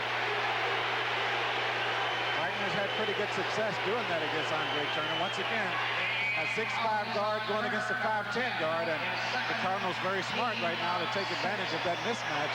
Take the ball right to Wagner. Ellison keeps bringing Bedford out away from the basket, then they turn and get it down inside. And we made the point once before. The advantage you have when you have a big man that can play the middle of that offense and has the passing ability that Ellison possesses. You know, they can spread the floor with the guards, and now all they're doing is giving it to Ellison at the free throw line. He has the ability to put it on the floor, make an offensive move, and pass it inside as he did to Wagner on that occasion. Milt Wagner now has 22 points. Andre Turner has a half dozen. So Louisville winning both those matchups. Purvis Ellison has 14 points. William Bedford has 10. Milt Wagner 9 of 11 from the field. Jeff, you said a few moments ago they have to get the ball to William Bedford. If they don't, they're not going to win, and they haven't been doing it. Well, they haven't, and when he's gotten the ball, he's shooting that fall-away jump shot from the corner. That's not the shot that he needs to take. He needs to take it to the basket and try to get some three-point plays. Baskerville Holmes, the catch on the baseline. The jump shot won't fall. Boy, in the first half of the game yesterday, he was just drilling that shot, Steve. And now the last half yesterday and this game today, he hasn't been able to get that shot to drop. Jeff Hall, Ellison's foul. Bedford and Holmes were both there. Well, there's the difference in the game for the Cardinals. Keep on pushing that ball down low. If they're not going to make the shot, they're going to the foul line. Third foul on Baskerville Holmes. Comes with 9:16 left in the game. Ellison, 7 of 12 from the field, 10 rebounds, 1 block shot, and 3 assists. Bedford only has 6 rebounds. And significantly, I think, on the other end, as they're trying to get the ball into Bedford now, you know, he shoots that shot a lot on the baseline, but Ellison's forcing him out about 2 or 3 feet more than I think his range, where his range is, and he's missed those shots. And Memphis State only getting 1 shot, so if he misses that fall-away jumper from the corner, they're not getting a second shot at it. 15-point edge to Louisville again. Andre Turner. 8 points now for Andre Turner, so he's going to try to bring the Tigers back again. And Fred, I think the difference right there is in penetration, Andre was much more under control than he has been in other times in this ball game. Ellison. Bodies flying everywhere, nothing called, and here come the Tigers out on the break. Boyd missed the shot, gets it back, takes it in, and he's fouled. Oh, what a move by Ellison to the basket. 6'11". Hey, Jack, he's like all you big guys. They all want to be a guard. I think it's rather important, though, that he did not get the foul call. This could very easily have been called charge. That would have been his 4th foul. It probably should have been called a charge in that situation. A little bit out of control, but the quickness of that guy to go to the basket. Andre Turner with another good pass. Boyd missed that one here. He's going to get the second after they get fouled. That was a great catch and a lot of athletic ability, Jack. As you know, that was a tough pass to handle. Retain your balance and get off a good shot, even though he missed it. Stayed with it, and now he'll be at the line again. Memphis State is just 14 for 22 at the free throw line. Wright Boyd's just 3 for 6. It seems like Memphis State's having trouble finishing the break. Maybe Louisville's got something to do with that. You know, that's one thing that they've had trouble with this whole game. Remember early in the ball game when the Cardinals were turning it over, Memphis State would get it and go down, but they weren't converting it. And I think the same thing is carried over here into the second half. 8:37 left in this contest. Louisville holding a 12-point lead. Milt Wagner working against White Boyd. And a foul's going to be called. That will be number 3 on White Boyd. One thing Louisville does very well, Jack, is when they've got a player that's got a hot hand, they'll go to him. Set up an offensive play that time. Boyd with 4 fouls, cleared the side, let Wagner go one-on-one. It worked to perfection. White Boyd is fouled out of the ball game. He'll sit down with 14 points. I looked at the wrong column. And Boyd was a factor in the first half when he scored 11 points, so he'll finish the day 5 for 11 from the floor. Dana Kirk, still upset, has not made the substitution yet. Jeff Hall having a chat with Purvis Ellison. But as we get ready for Milt Wagner to go to the free throw line, his problems early in the year have been well chronicled, coming off the injury. But I think you're looking at a player in Wagner that thrives on this type of competition. Confidence, I think, is the word that describes his ability most. And I think you should also know that he thrives on the Memphis State rivalry. He had 34 points, was his career high as a junior. As a sophomore, hit a buzzer shot to beat Memphis State here in the tournament. So he rises to the occasion in these type of games. Kenneth Moody now enters the lineup for Memphis State. Milt Wagner goes back to the line. He has now hit 5 straight free throws after missing his first one today. I think he's got his stroke back, man. Well, he has. You know, when you as good a free throw shooter as he is, when he misses 3 in a row as he did yesterday, you have to think that it might be concentration because he's too good a free throw shooter to miss that many. He's never missed that many free throws in a game. Milt Wagner now has hit 7 consecutive free throws. He has 25 points on this ball game. And Louisville back up by 14. Andre Turner, shot doesn't go. Tip try by Holmes won't fall. And Purvis Ellison falls down another rebound. I think he got that with authority. Man, oh man. That's 11 for Ellison. Wagner wide open. Ellison tipped again. 3 bangs from Purvis Ellison. Oh, he's just whooping Bedford. There's no other way to put it. 18 points for Purvis Ellison, and he had 3 cracks at it on the offensive board. Baskerville Holmes, that's not a goaltend. They don't call it. It was a block, and what a Wagner move. scores. Break for the Cardinals that time, I feel. I think that was goaltending, but it's Ellison again. Hate to keep bringing him up, but he's the guy that's getting this crowd into it, that's getting the team fired up. 27 points for Wagner. Memphis State cannot believe there wasn't goaltending called at the other end of the floor, and I think they have a case. Askew from the circle, and a foul call. Jeff Hall got it. Jack, you brought up at the top of the show, you brought up the matchup in the middle, that it would be a key one between Ellison and Bedford. I made the comment that Bedford's got the talent that he needs, as you see the replay. That's very, very close. I don't know. I think the Cardinals got a break on that. The point I want to make is that Bedford has the ability to make himself a part of the game, and he's not doing it. He got out-hustled here on the offensive board by Louisville. On on the defensive board, there were three Louisville people going for the rebound. Bedford was 5-10 feet from the basket, not involved in the play. It's an Askew now with 5 points. Wagner's tied his career high 27 points in this ball game. And the kind of game he's having, you have to think he's going to break that today. The season high of 27. 71-55. Louisville by 16 at the moment. 7:22 left in the game. And Memphis State, the clock beginning to work against them now. Jeff Hall against Turner. Andre working hard. Kimbrough with a catch on the baseline, drills it. Tony Kimbrough has 8 points. Louisville doing everything right. There's the clock. Askew, nice smooth move down to the baseline, and Askew now has 8 points. But still a 16-point edge to Louisville. Full court pressure. Kimbrough almost palmed the ball. Hall. Milt Wagner. Steal by Moody. Moody in open court, driving on Wagner, having trouble controlling it. And that might just sum up the day for Memphis State right That's there. the way it's been going for Memphis State. An opportunity here for them to get 2 points, maybe on a slam, get the crowd back into it, get the team back into it, but it hasn't happened. With 6:30 left in the Metro Conference Tournament Championship game, the Louisville Cardinals have opened up a 16-point lead over Memphis State. Memphis State did not score for the first 5.5 minutes of the second half, and Louisville got away from them. And the look on Dana Kirk's face and Nick Clem's face tells the story. Well, Memphis State came out very lackluster to start the second half. Got behind early, answered the challenge, got back into the ball game due to some technical fouls by Louisville. But over the last 5 minutes, it's been Louisville's ability to execute in every phase of the game that's really beat them. Milt Wagner tying his career high with 27 points. Purvis Ellison, the freshman center, has racked up 18 to go with 11 rebounds. Remember in the first half when Denny Crum took Wagner out because of some kind of attitude problem, I think. Maybe that helped him out because he's played great since that point.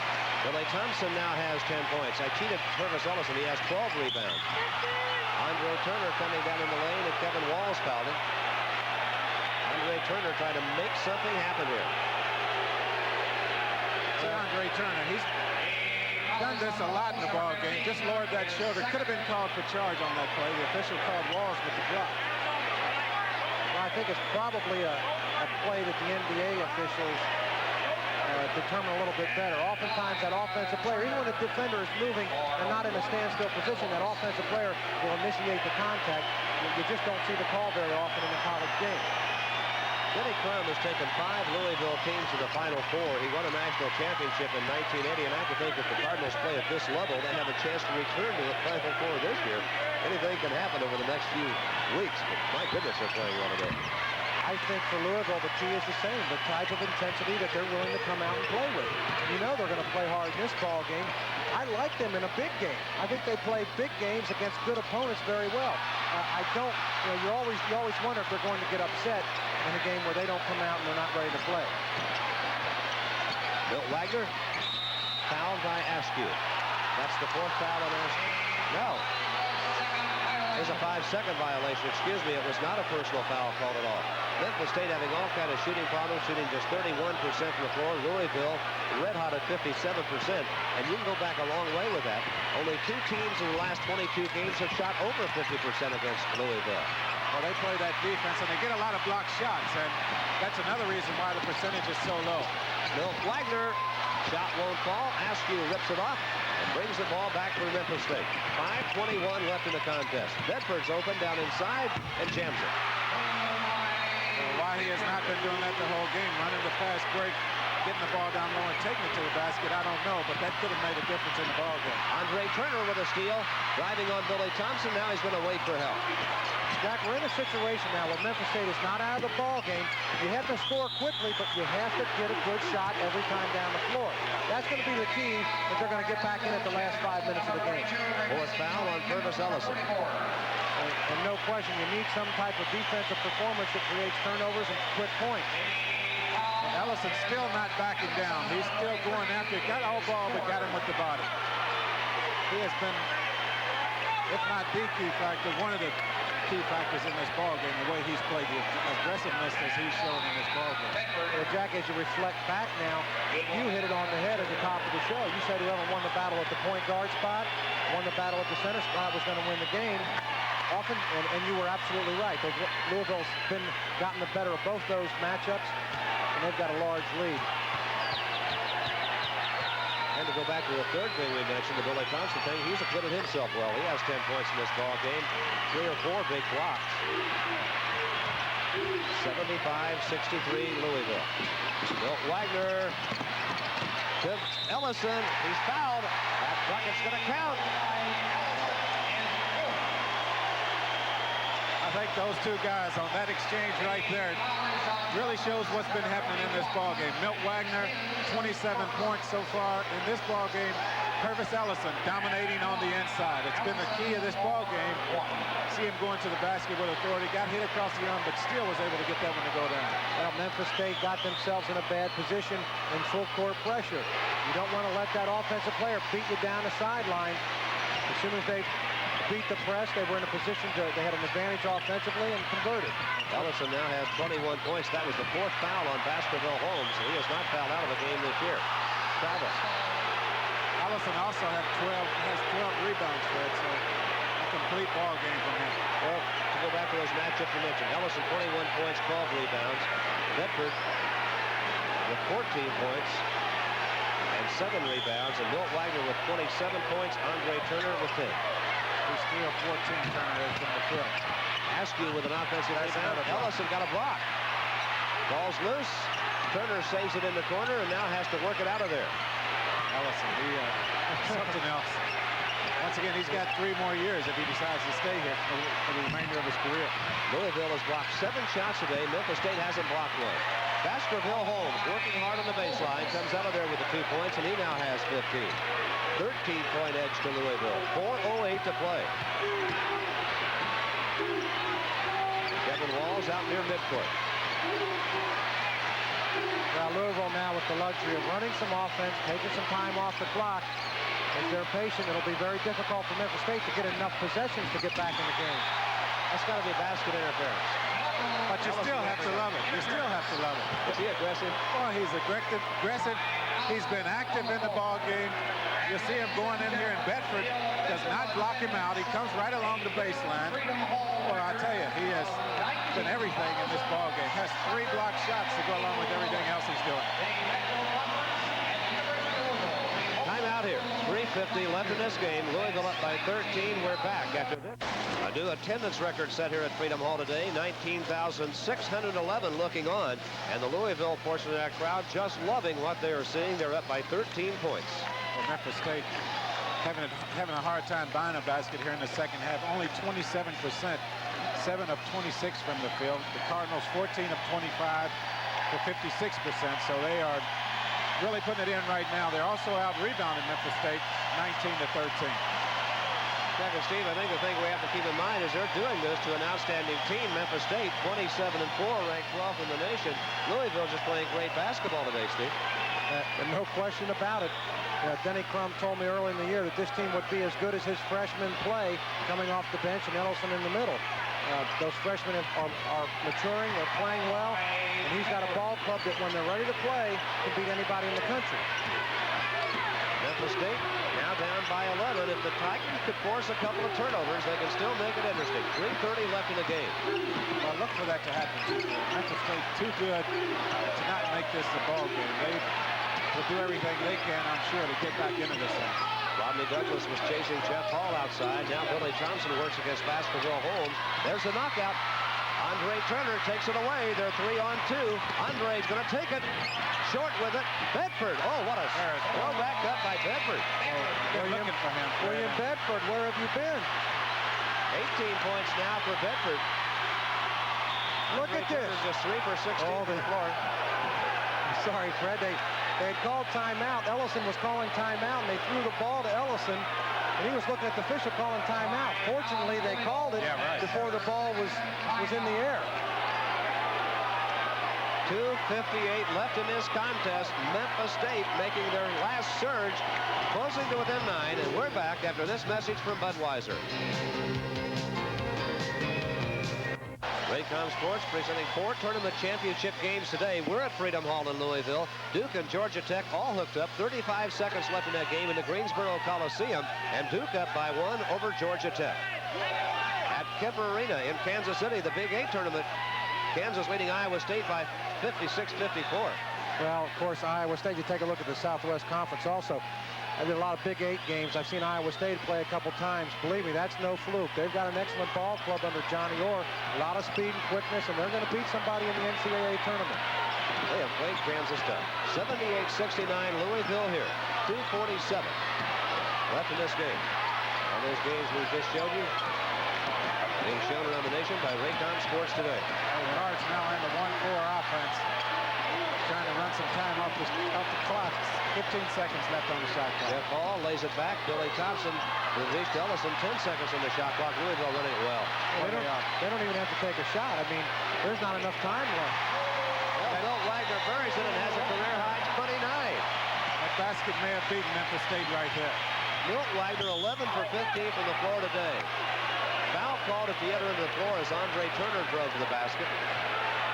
Herbert Cook called it. I'll tell you, Fred, Andre Turner will find so many small cracks in the defense to penetrate. Ellison with a great block again. Somebody got him on the way to the basket. Herbert Cook committed the foul. Now Douglas sits down, and Kenneth Moody checks into the Memphis State lineup.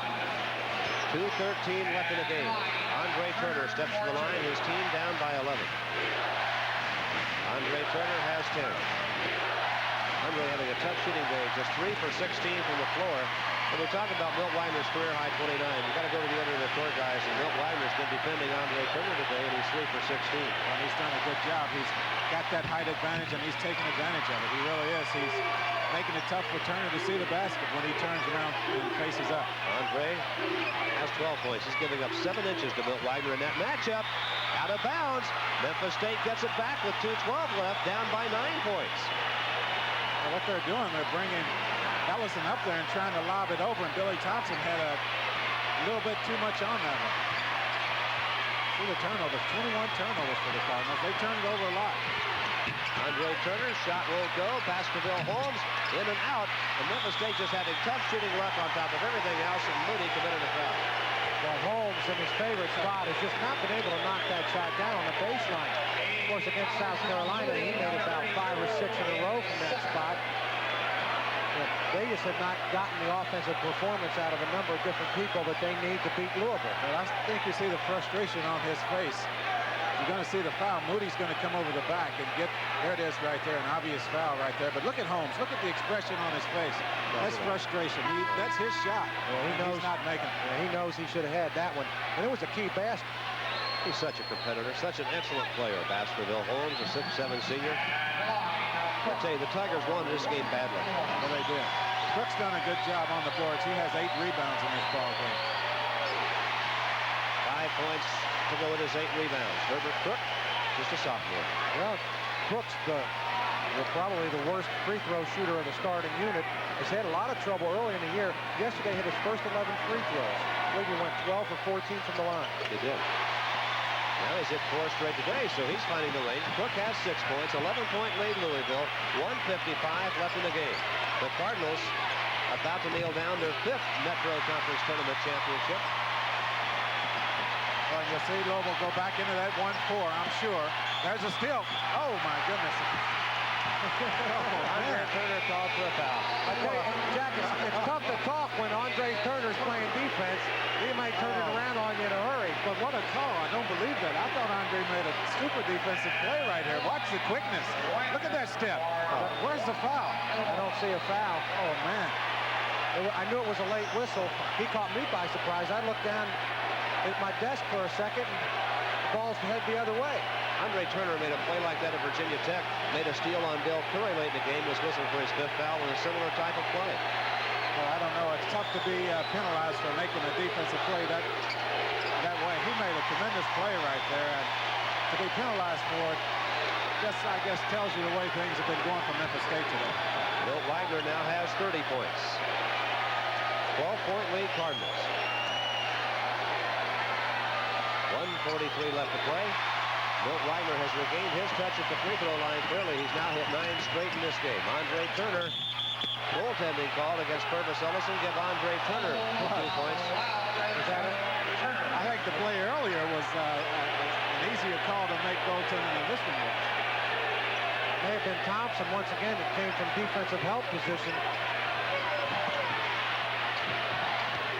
That was Ellison. I don't know that he touched that. I don't know if he did. Jeff Hall. 1:30 left in the game. Louisville still leading by 11. Milt Wagner working against Askew down the lane. Gets it off to Ellison. Ellison's going to dribble it a bit. He wants some help and finds Billy Thompson. Well, he handles the ball, doesn't he? 6'11". He does. 1:10 left in the game. 17 seconds on the shot clock. Billy Thompson in the lane. And Louisville lost it. Purvis Ellison, who has committed only 44 turnovers all year, just committed one. Well, he made the right play. He just tried to make it a little too quickly. Wanted to get it into the guard's hand immediately. Just lost. Slipped out of his hand. Askew's shot doesn't go, and Ellison pulls down yet another rebound and now has 13. And there's another turnover. Andre Turner defending against Milt Wagner. Wagner loses the ball. 53 seconds left in the game. I guess turnabout's fair play because let me tell you, Wagner almost got hurt on that exchange. Andre Turner's shot misses. Memphis State simply cannot buy a bucket. 44 seconds left. Jeff Hall is all alone. The shot no good. Askew pulls it out. Here comes Memphis State. The Tigers trying to finish strongly. Bedford slams it home. 20 points for William Bedford. He's coming on strong late in the game. Memphis State will use a timeout. Robbie Valentine's going to check into the lineup for Louisville. The crowd's going to love this. There's Bedford with the slam. 33 seconds left in the game. Louisville up by 9 in the 86th Metro Conference Tournament championship game from Freedom Hall.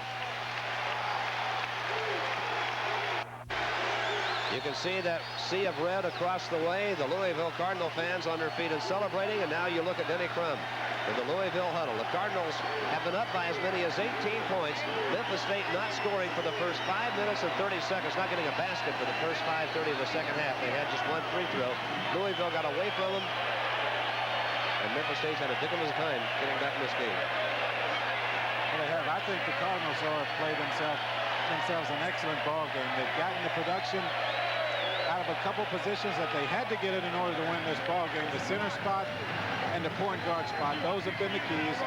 They've just done it all from those two positions. We'll go back to the start of the telecast.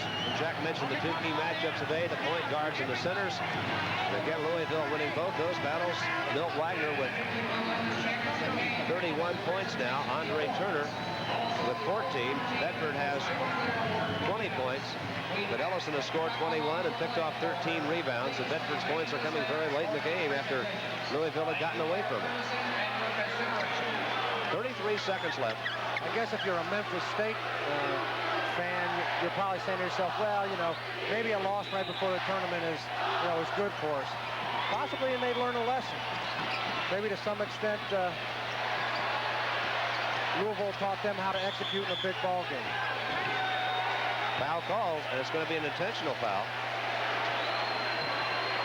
Well, we'll see a lot of fouling from now on. They've got the wrong guy on the line, though. Jeff Hall, he doesn't miss very often from the free throw line. Robbie Valentine in the ball game now. He's a crowd favorite here at Freedom Hall. Yesterday, the crowd was chanting for him to get in the ball game, and he was leading the cheers. He stood up and said, let's hear some more that so Coach Crum can hear that so I can get into the ball game. Music to my ears. Now the Louisville fans rise to their feet and chant, we're number one. 25 seconds left. Jeff Hall, a 6'4" senior.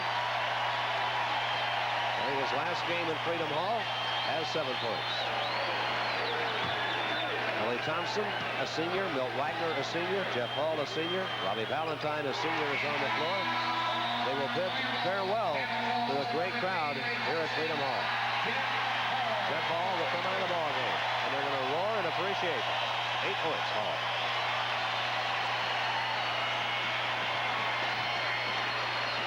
Andre Turner not about to quit on this thing.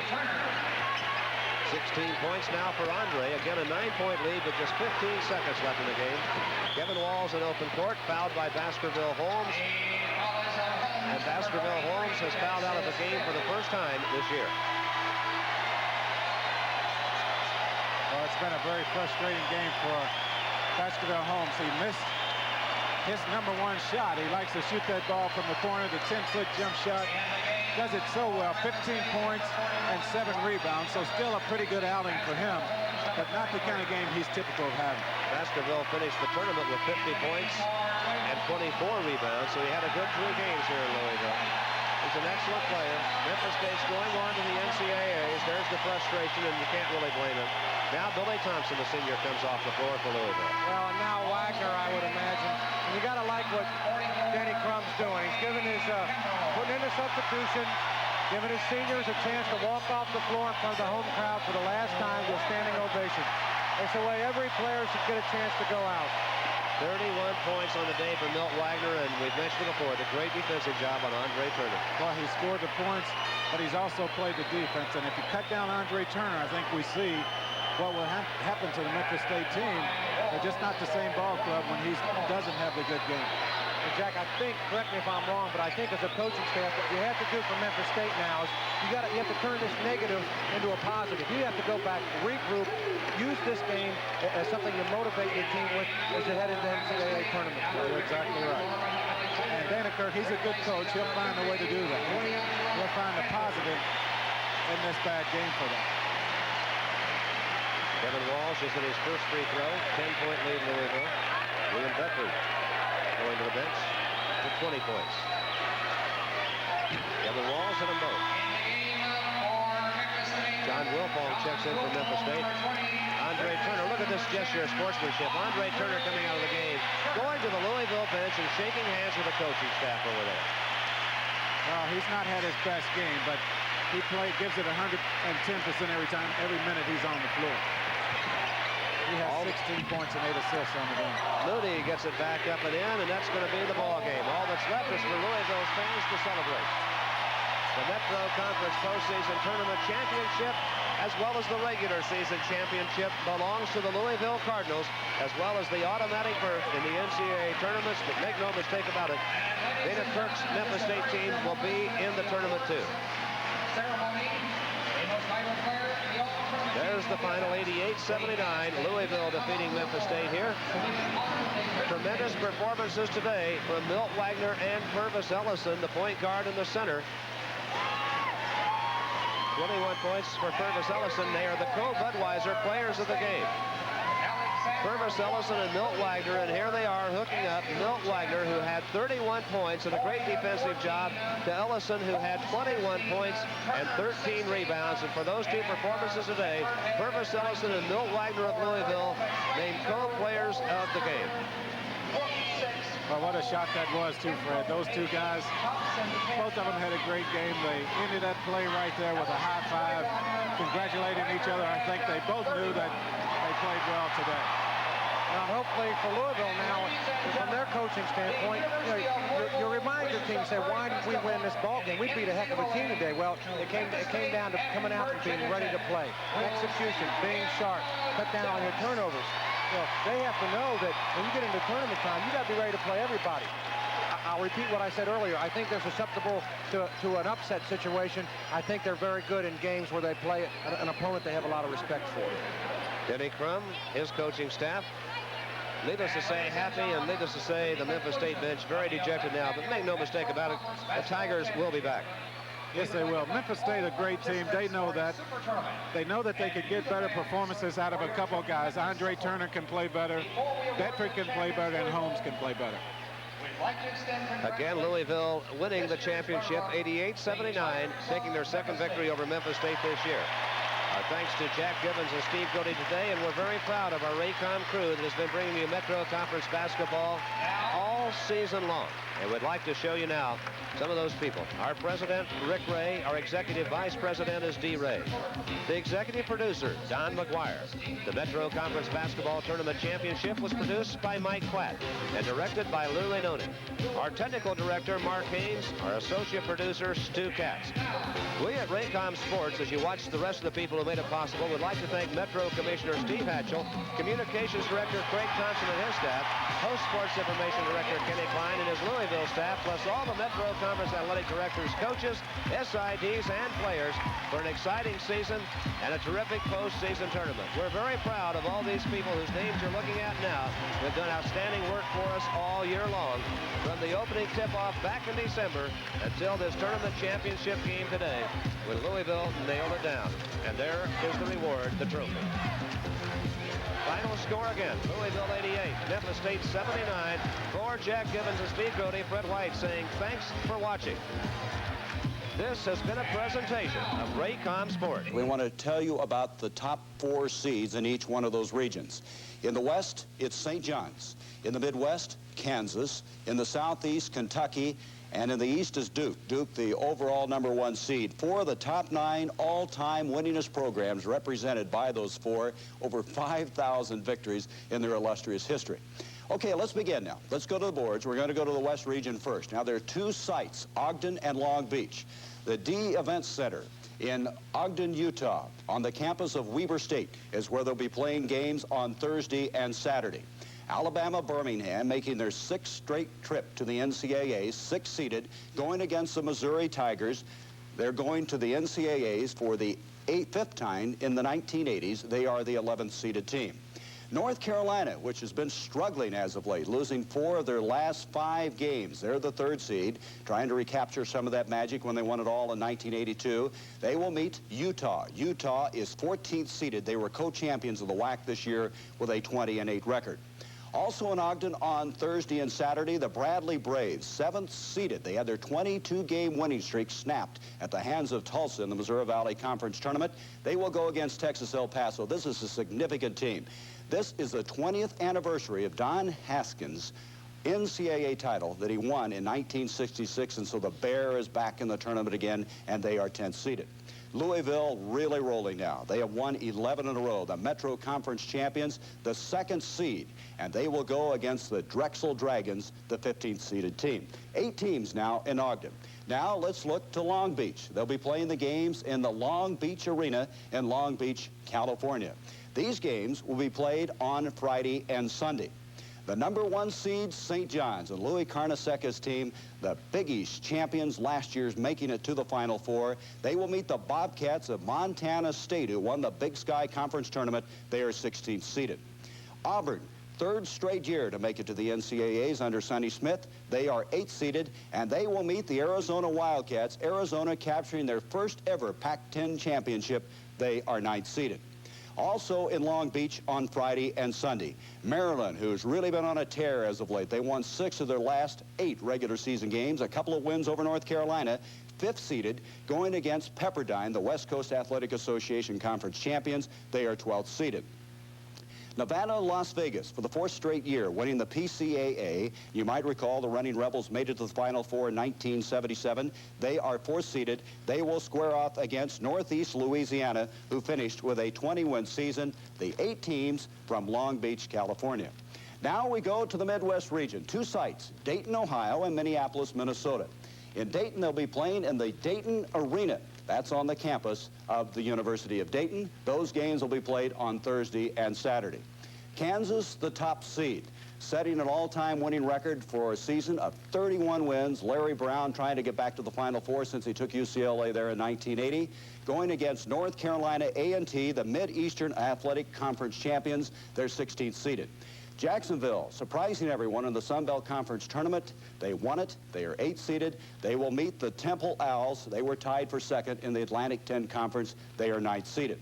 Also in Dayton on Thursday and Saturday, Michigan State, 5th seeded. They won it all in 1979, and they are paced by the Big Ten scoring leader Scott Skiles. They will square off against Washington, 12th seeded, Andy Russo in his first year as coach of the Huskies. Georgetown, who's had a remarkable tournament history. They've been in the Final Four two years in a row, 3 of the last 4. They are the 4th seed, and they will square off against Texas Tech, the 13th seed. Texas Tech winning today the Southwest Conference Tournament.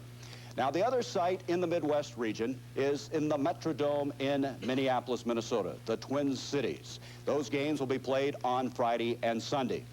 North Carolina State, who can forget that Cinderella year of 1983 when they won it all? They are 6th seeded. They will go against the Iowa Hawkeyes. Iowa winning 20 games this weekend and getting the 11th seed.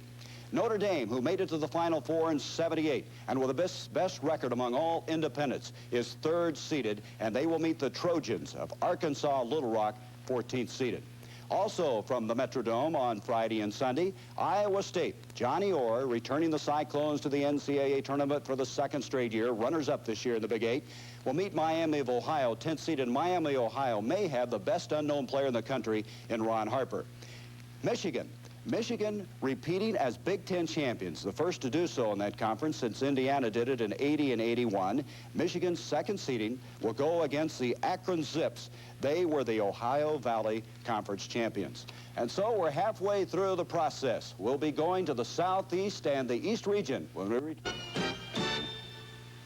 Welcome back. We're live at the Western Crown Center, the headquarters for our announcement of the 64-team field in the 1986 tournament. We're halfway through. Let's go now to the Southeast region.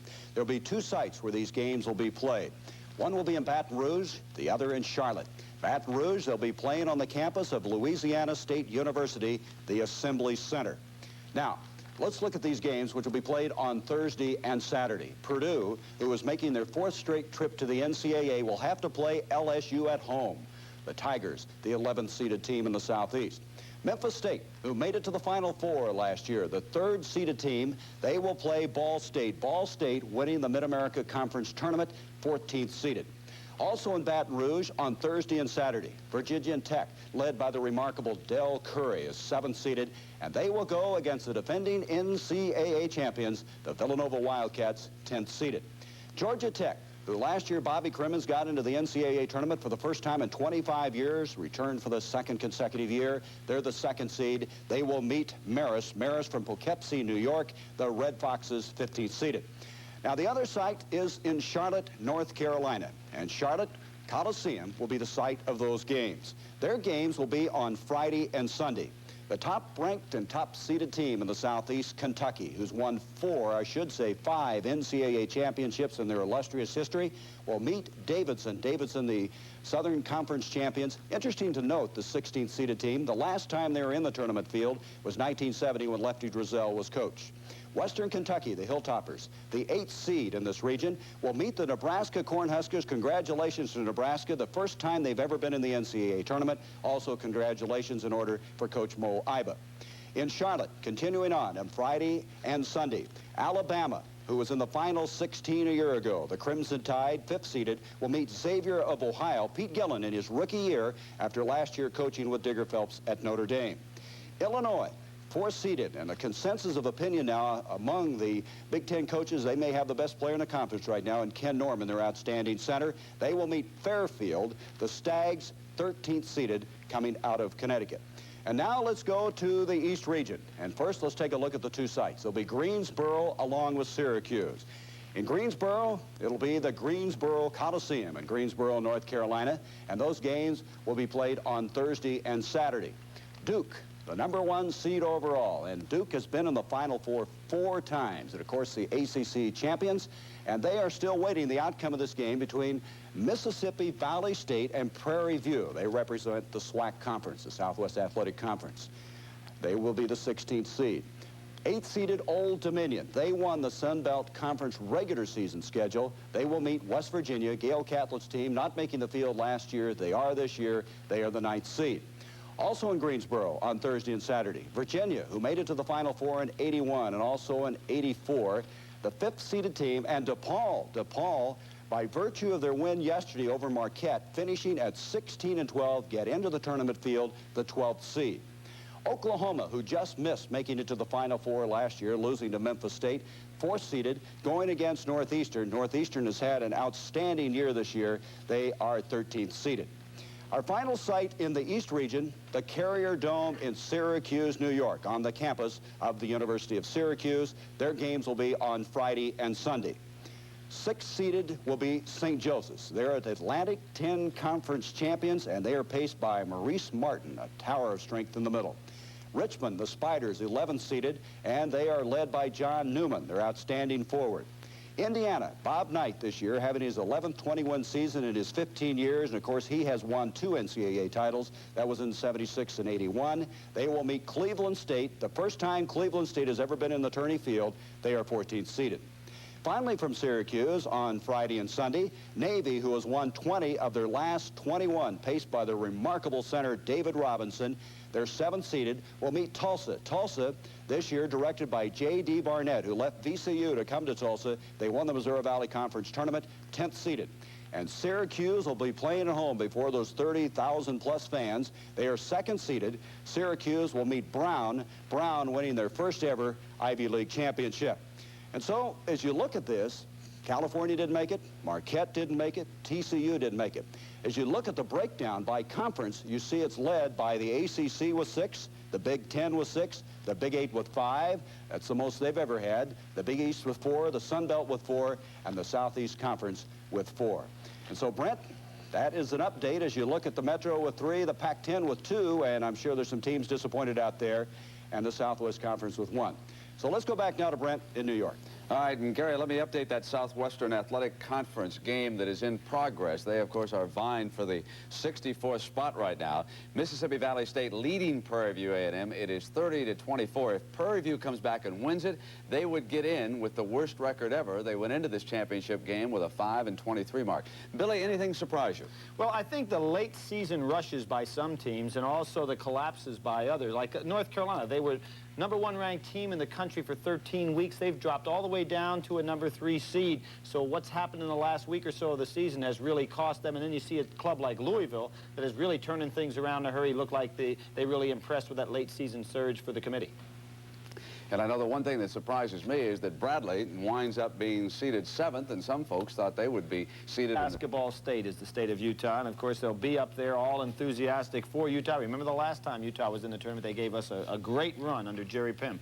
I don't know about North Carolina. You know, they had such a tremendous season, and all of a sudden injuries start to hit them, and they couldn't get back together again. Dean Smith has never been to that Final Four unless he wins the ACC championship, and he didn't do it this year. Well, speaking of the ACC championship, let's take a look now at the East region, and the Duke Blue Devils are seeded #1. They wrapped it up today with a dramatic 68-67 victory over Georgia Tech in the championship game of that conference.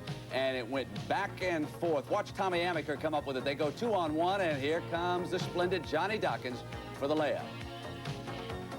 But Georgia Tech circled the wagons and came back, and here's Mark Price for the left-handed layup. They got to take on the Pearl and the Orangemen. I am delighted that Cleveland LSU will have the home court advantage. They'll be taking on Purdue of the Big Ten. Memphis State routing is not there. I guess they expect Davidson to bring the folks in. And how do you look at these 8 teams? Kentucky, of course, the all this year. Well, it is to me, because in Kansas and Georgetown you have 2. So in the Midwest, and the team I have to tout, folks. Out there, he'll work with Dick Stockton on Thursday night as they get underway. And how about these teams now? I am surprised that North Carolina slipped to #3, but how about Bradley being seeded #7, Billy? Well, when you look at that record, you know, they won over 30 ball games this year. They probably didn't get the respect that they're due. We'll have to see. One of the great things about the NCAA tournament, and you can remember Dick Versace a few years ago when he didn't get in at all and complained and went on through the NIT so well. Now he's got a chance to show what this ball club can do, and we'll see what he's got. And look at the bracket they gave him down there. UTEP will not be easy. Remember, they beat Georgetown at home earlier this year, and then if he gets by them, you figure it's going to be Louisville. That's going to be tough going. So those are the games in Ogden. They may not be in for long, Billy. Well, St. John's has just played a super basketball all year long. Walter Berry getting a lot of picks as the player of the year across the country. I think it's probably a first 5 that holds together as well as anybody. TCU, again, is another one of those schools. It was not a good year for the Southwest Conference, and the strength of their schedule just wasn't there, and the conference really had a down year overall. I think that speaks to your integrity of your committee, because you have one of the TCU athletic directors on your committee. Yes, we do, and of course, as you know, the committee member cannot be in the room when his school is discussed, so he doesn't have a chance of giving us any input, and I'm sure that Frank Windiger